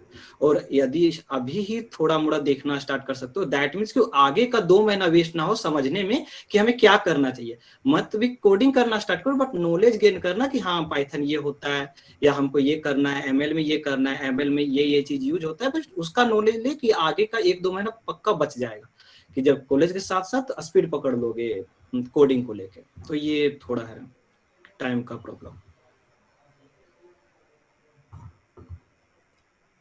ओके भैया, और जो डीएल अग्रवाल आप लोग बुक्स बोल रहे हो उसका पूरा नाम बता सकते हो क्या? जैसे मैंने नेट पे डाला तो बहुत सारे बुक्स दिख रहे थे, तो प्रोबेबिलिटी। पीडीएफ शेयर कर दूंगा, मैं पीडीएफ शेयर कर दूंगा बीएल अग्रवाल। सुरेंदु जो ड्राइव बनाएगा उसी ड्राइव में बीएल अग्रवाल का भी बुक डाल देगा, और जो मटेरियल है हम लोग जितना हो सके वो मटेरियल सब रहेगा। हम लोग कंप्लीट मटेरियल डाल देंगे उस पे ड्राइव पे। ओके भैया, थैंक यू दीदी, thank you sir. Okay, next क्या है? Last time test before exam. बताओ, कुछ बताना हो तो खत्म करते हैं, ऑलमोस्ट 1 घंटे होने वाला है। लास्ट टाइम टिप्स क्या है? मतलब अभी एग्जाम 1-2 महीने में बाद होंगे ना, तो इस बार तो टाइम तो होना चाहिए, मई तक, मई में एग्जाम हो जाएगा, अप्रैल मई में आई थिंक। अब थर्ड वेव के बाद नहीं आएगा, जैसा कि जो एक्सपर्ट लोग बताते हैं कि 3 वेव ही आता है किसी भी क्राइसिस का। 3 वेव के बाद 4th वेव नहीं आना चाहिए। तो अब कोविड का हो गया 2 साल, अब नहीं आएगा, तो इस बार टाइम पे एग्जाम होना चाहिए शायद। टाइम पे हो गया तो दिक्कत ही हो जाएगा कि 2 ही मिनट बचा हुआ है। सर क्वेश्चन क्या बोले आप रिपीट कर सकते हैं? हाँ, क्वेश्चन है last time tips before exam. मतलब अभी एग्जाम मान लो होने वाले, तो last time tips before exam, मतलब एग्जाम के 10 पहले क्या टिप्स देना चाहोगे एग्जाम के लिए? तो यही चल रहा है एग्जाम के लिए कि जैसे कि क्वेश्चन है ना, तो उसको बनाते रहो। तो सब जैसे मान ले कि सुबह उठाएं हम बीएचयू का उठाएं पेपर, तो ये नहीं कि दिन भर, क्योंकि इंसान तो एक क्वेश्चन पेपर में दिन भर मन नहीं लगेगा, तो सुबह यदि बीएचयू का बनाए तो दोपहर को कुछ सिलेबस देख लें, एंड शाम के थोड़ा 2 घंटा डीयू का पेपर उठे, रात में जो मन हो जो इंटरेस्ट हो वो करें, अदरवाइज मतलब 2 पेपर लेके तो चलना ही होगा, तो डेफिनेटली हो जाएगा। और मेन होता है कितना भी कम पढ़ा हुआ हो बट एग्जाम में परफॉर्मेंस बेटर करना है। वहां पे यदि पैनिक कर जाओगे तो प्रॉब्लम है कि यार हम 85 मार रहे हैं, मेरा बगल वाला हम देख रहे हैं यार 90 मार रहा है, ऐसे कैसे हो गया। तो पता चलेगा वो जितना भी 80-90 मारा ना किसी का नहीं हुआ है, कितना भी तेज है वो, क्योंकि जब आके पता चलता है कि उसका 50 गलत है, डेफिनेटली गलत होगा, कितना भी तेज है वो, ऐसा ही क्वेश्चन ही होता है। और बहुत सारा इजी क्वेश्चन होता है वहां जो लगेगा यार कितना इजी है, बस देखो और निकलो, बट नहीं, उसको थोड़ा सा टाइम दो कि यदि 1 मिनट दिया तो 1 मिनट एटलीस्ट दो उसमें, अदरवाइज जब आके रियलाइज होगा यार ये कितना इजी था बट 4 से 5 ऐसा गलत हो गया, दैट मीन्स गया ना 15-20 नंबर। तो मेन यही है कि एग्जाम पॉइंट ऑफ व्यू और क्वेश्चन प्रैक्टिस ही मेन है, क्वेश्चन प्रैक्टिस से भी हो जाएगा यदि सबको साथ लेके चले तो।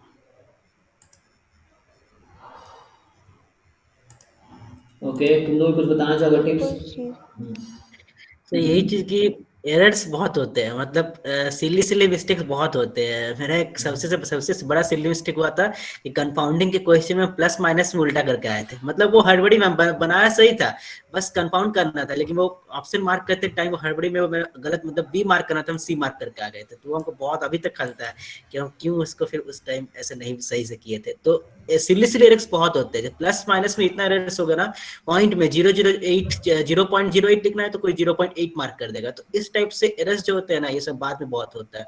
तो उस टाइम कोई क्वेश्चंस करोगे तो उस टाइम एकदम ध्यान रखना कि ऐसे टाइप के एरर एकदम ना हो, जैसे ना सिली मिस्टेक्स, ये सब एरर्स ना हो। पूरा एकदम ध्यान से एकदम कंसंट्रेट होकर एकदम करना है और हड़बड़ाना नहीं है। फिर से वही है ना कि तुम लोग बोलो कि 120 क्वेश्चन है तो 120 क्वेश्चन तक देखना है, ठीक है देख लिया जाएगा, लेकिन पहले जो क्वेश्चंस बन रहा है उसको तो पहले सही से बना दो। वो देखने के चक्कर में मतलब देखने के चक्कर में फिर बनेगा भी नहीं, फिर वो हड़बड़ी रहेगा, प्रेशर रहेगा। नहीं, आराम से बनाओ। जितना क्वेश्चन, अगर 70 क्वेश्चन बनता है, 50 क्वेश्चन बनता है ना, और 50 में से 40 भी सही होता है तो 160 यहीं पे स्कोर हो गया, 40 into 4 160 स्कोर, मतलब ये सेफ हो गया।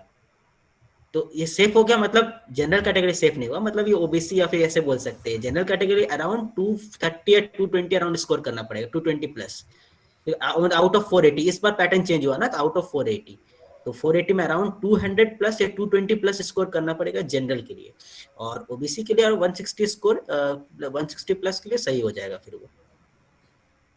इतना ही।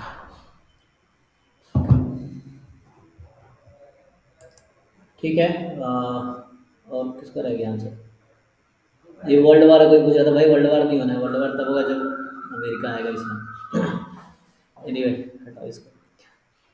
सर मैं 2021 का पास आउट हूँ, मैंने इलाहाबाद यूनिवर्सिटी से एमएससी में एडमिशन ले लिया हूँ। मुझे आईटी जैम से ही एमएससी करनी क्योंकि प्लेसमेंट अच्छा है, तो मैं डीयू बीएचयू की प्रिपरेशन करें या ना? क्यों करोगे भाई, जब तुम्हें आईटी से ही करना है तो क्यों इसमें आप कर रहे हो? जिस गली जाना नहीं है तो क्यों उसका रास्ता पूछना? जब मैंने एग्जाम दिया था ना तो मैं डीयू बीएचयू की तरफ देखा भी नहीं था, ठीक है ना, मतलब जब या एग्जाम मैं ही नाम करना नहीं है था, तो वो चीज है। मिस तुम्हारा सबसे मेन कॉन्फिडेंस होता है, संतोष ने बोला भी, यदि तुम्हें लग रहा है कि तुम कर लोगे तो तुम कर लोगे, रिस्क लेना चाहिए, चांस लेना चाहिए। लेकिन तुम्हें ही अपने आप पर विश्वास नहीं है तो मैं कितना भी कन्विंस कर लूं या संतोष कितना भी बतला दे, सब बेकार है। अरे मतलब अभी जो लाइन बोली ना, तुम लगता है तुम कर लोगे तो कर लोगे। जब मैंने जैम एमएस पढ़ाना शुरू किया, मैं उतना कॉन्फिडेंट, मतलब मुझे नहीं आता था उतना स्टार्ट, लेकिन पढ़ा पढ़ा सीख गया ना। अब ऐसा सीख गया कि मैं डिप्स में मैं ही क्लास ले रहा हूँ इस बार, डिप्स के स्टैट्स में जैम स्टैट्स में ही पढ़ा रहा हूँ, जबकि डिप्स में जैम स्टैट्स 2015 से चल रहा है, 15 में पढ़ाना शुरू किया और इस बार मैं पढ़ा रहा हूँ स्टैट्स में। तो ऐसा होता है कि इस तरह की यहाँ भी पढ़ाएगा, ठीक है, नहीं हमें हाँ, समझना मतलब कि दोनों डिप्स में जगह, हाँ पढ़ाएगा। मतलब डिप्स में भी पढ़ाऊंगा, सप्लियों में भी पढ़ा, दोनों जगह एक साथ चल रहा है। तो ऐसा है, मतलब ये है कि एक बार अपने आप पे भरोसा कर लो, थोड़ी मुश्किलें आती है लेकिन हो जाता है, फिर तो धीरे धीरे उस लायक हो जाते हैं। नेक्स्ट क्या है तो अभी सर आप आईएएस प्रीवियस ईयर कब से कराने वाले हैं और कैसे करोगे बहुत क्लास? हाँ ये मैं बताऊंगा अभी कि 1 मार्च को मेरा एक एग्जाम है पीएचडी वाला, मैं खड़गपुर में आ गया हूँ, आईटी खड़गपुर कैंपस में, तो अभी हॉस्टल में ही हूँ। अभी थोड़ा प्लान करते हैं, फिर मैं 1 मार्च के बाद स्टार्ट करूँगा, तो वो इन्फॉर्मेशन मिल जाएगा ग्रुप में, जो मैथ्स एंड स्टैट्स वाला ग्रुप है उसमें बता दूँगा। इफ विल डू BA लगवा लें, DA लगवा लें ना, BA लगवा लें। अच्छा हो गया, आंसर दे दिया, ठीक है। Then there is need of do Gupta report, ठीक है, आंसर इसने मुस्कान ने बता ही दिया है। It will be better if you start your preparation from SC Gupta, keep BA लगवा लो practice, okay. It is not BL, हाँ ठीक है, आई थिंक ठीक है यहाँ तक, ओके। और कुछ सचिन? सर नहीं, इसमें है कि यदि कोई IIPS के बारे में नहीं जानता हो या OR में इंटरेस्टेड हो तो उससे भी क्वेश्चन कर सकते हो कि DU का OR का क्या सिलेबस है। यदि OR में किसी को ऑपरेशन रिसर्च में जाना है, MSc ऑपरेशन रिसर्च, तो उसका भी। और IIPS में यदि किसी को बहुत कोई को नॉलेज नहीं, IIPS Mumbai Indian institute of population study है, international institute of population study, तो उसके बारे में भी रिसर्च कर सकते हो क्योंकि वो भी एक बहुत अच्छा प्लेटफॉर्म है। तो यदि किसी को जाना है तो उसके बारे में भी देख सकते हो, मतलब नॉलेज ले सकते हो वो चीजें।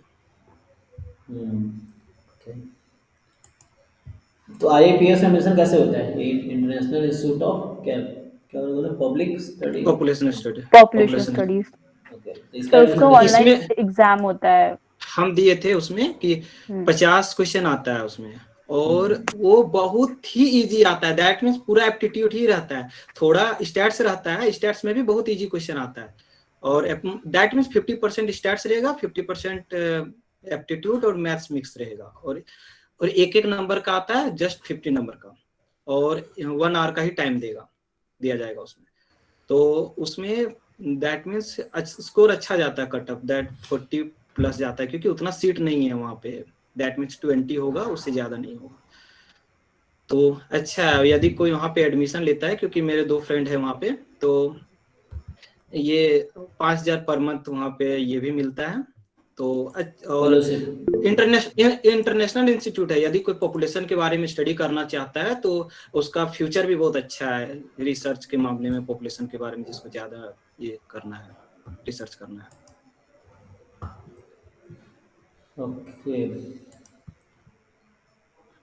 ओके, आई थिंक ऑलमोस्ट हो गया है। तो अच्छा सेशन रहा है, तो एक्सपेक्टेशन तो काफ़ी अच्छा था। सो मैं थैंक यू बोलना चाहूँगा तीनों को, Shubhendu, Ankit and Muskan, for your time. And बाकी बच्चों को ऑब्वियसली बेनिफिट होगा, मुझे बहुत कुछ सीखने को मिला, मुझे पता नहीं था बहुत कुछ।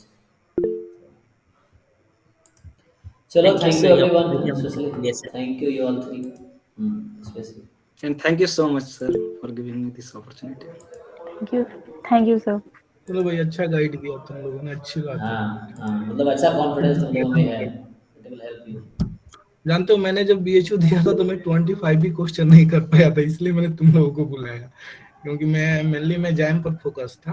तो मुझे विश्वास था कि मैं जैम में अच्छा कर जाऊंगा, तो मैंने BHU पर उतना ध्यान नहीं दिया। तो शायद थ्योरेटिकली क्वेश्चन ज्यादा आते हैं और मैं उससे थोड़ा भागता हूँ, तो इसलिए मैं अच्छा नहीं कर पाया था।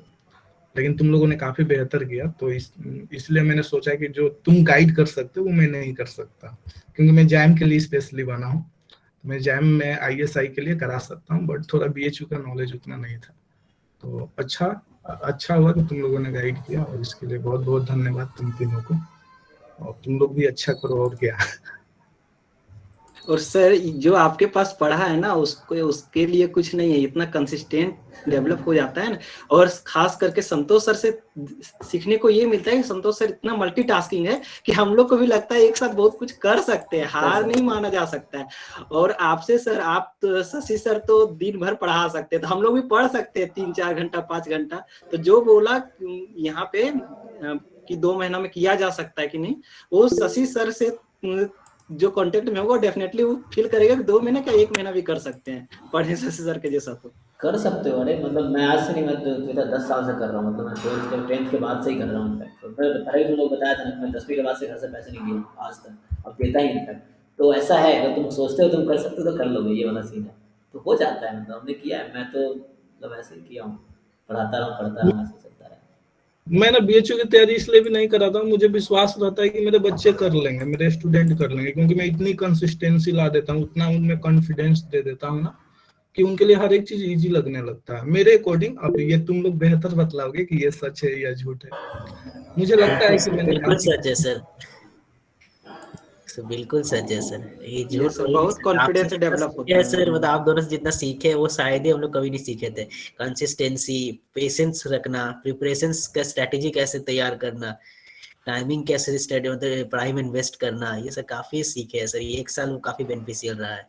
1.5 ईयर्स हम लोग तो फिर 2020 में भी ज्वाइन किए थे ना, लास्ट में नवंबर अराउंड उस टाइम से। और ऐसा क्या है अब तो मेंटली तो मैं स्ट्रांग बनूँ बहुत फायदा होता है। मेरे क्लासमेट्स क्या बोलते हैं, मैं जहाँ भी था मेरे क्लासमेट्स ही बोलते हैं मेरे पास एकेडमिक नॉलेज बहुत कम रहती है, लेकिन मैं इतना कॉन्फिडेंट हूँ, मतलब मेरा मेंटल पावर इतना स्ट्रांग है कि मैं बहुत को पीछे छोड़ चुका हूँ। उन लोगों को भी जो मुझसे एकेडमिकली बेटर हैं, चाहे डी में बेटर थे, वो या आई दिल्ली में थे या आई बॉम्बे में थे, फिर मैं कहीं ना कहीं उनसे बेटर कुछ टाइम बाद हो जाता हूँ। तो उसका पीछे ये है कि मेंटली तुम्हें थोड़ा स्ट्रांग होना पड़ेगा, मतलब जो सॉफ्ट स्किल ट्रेनिंग होती है ना, मतलब जो तेरे मेंटल ट्रेनिंग समझ लो उस टाइप का, तो वो तुम्हें स्ट्रांग हो तो तुम थोड़े क्वालिटी में कम भी हो तो तुम लोगों से बेटर कर सकते हो और इन हम लोग कमिंग इसको टाइम। बहुत ज्यादा वर्क करते हैं कि तुम मेंटली स्ट्रांग हो, क्योंकि तुम पढ़ कहीं से सकते हो, वो कंटेंट की सीखा कमी नहीं कभी है भी जा मार्केट सकता है ना, सीखा कभी भी जा में। सकता है, मतलब वो है पढ़ा नॉलेज तो किताब भी कभी भी ले सकते हो, लेकिन तुम मेंटली स्ट्रांग है, तुम्हें लगता है तुम कर लोगे तो फिर कर लोगे, स्ट्रगल करोगे लेकिन कर लोगे वो चीज़ मेरे पास कुछ सीखने को ना सीखने को तुम्हें मिले, लेकिन मेंटली तुम स्ट्रांग हो जाओगे, इसकी तो 100% गारंटी है। हमें देख करके तुम्हें विश्वास हो जाएगा कि हम इनसे बेहतर कर सकते हैं। है। वही तो मैं तो इसलिए कहता हूँ, बच्चों को लगता हो कि सर जब आईआईटी कर लिए तो हम भी कर दो, मतलब कुछ भी कर लिए तो हम लोग भी कर सकते हैं। हमने क्या है, हमने मतलब उतना बहुत अच्छा हम भी नहीं करेंगे, हमने किया है, कोशिश किया है, तो हो गया, तुम लोग भी कर लोगे, तुम लोग काफ़ी कॉन्फिडेंट हो अभी तो कर दोगे। ठीक है, ऑल द बेस्ट तुम लोग को भी, thank you. Thank you sir. चलो थैंक यू ठीक है, sir. Good night. Good night sir. Good night sir. Good night sir. Good night everyone, bye.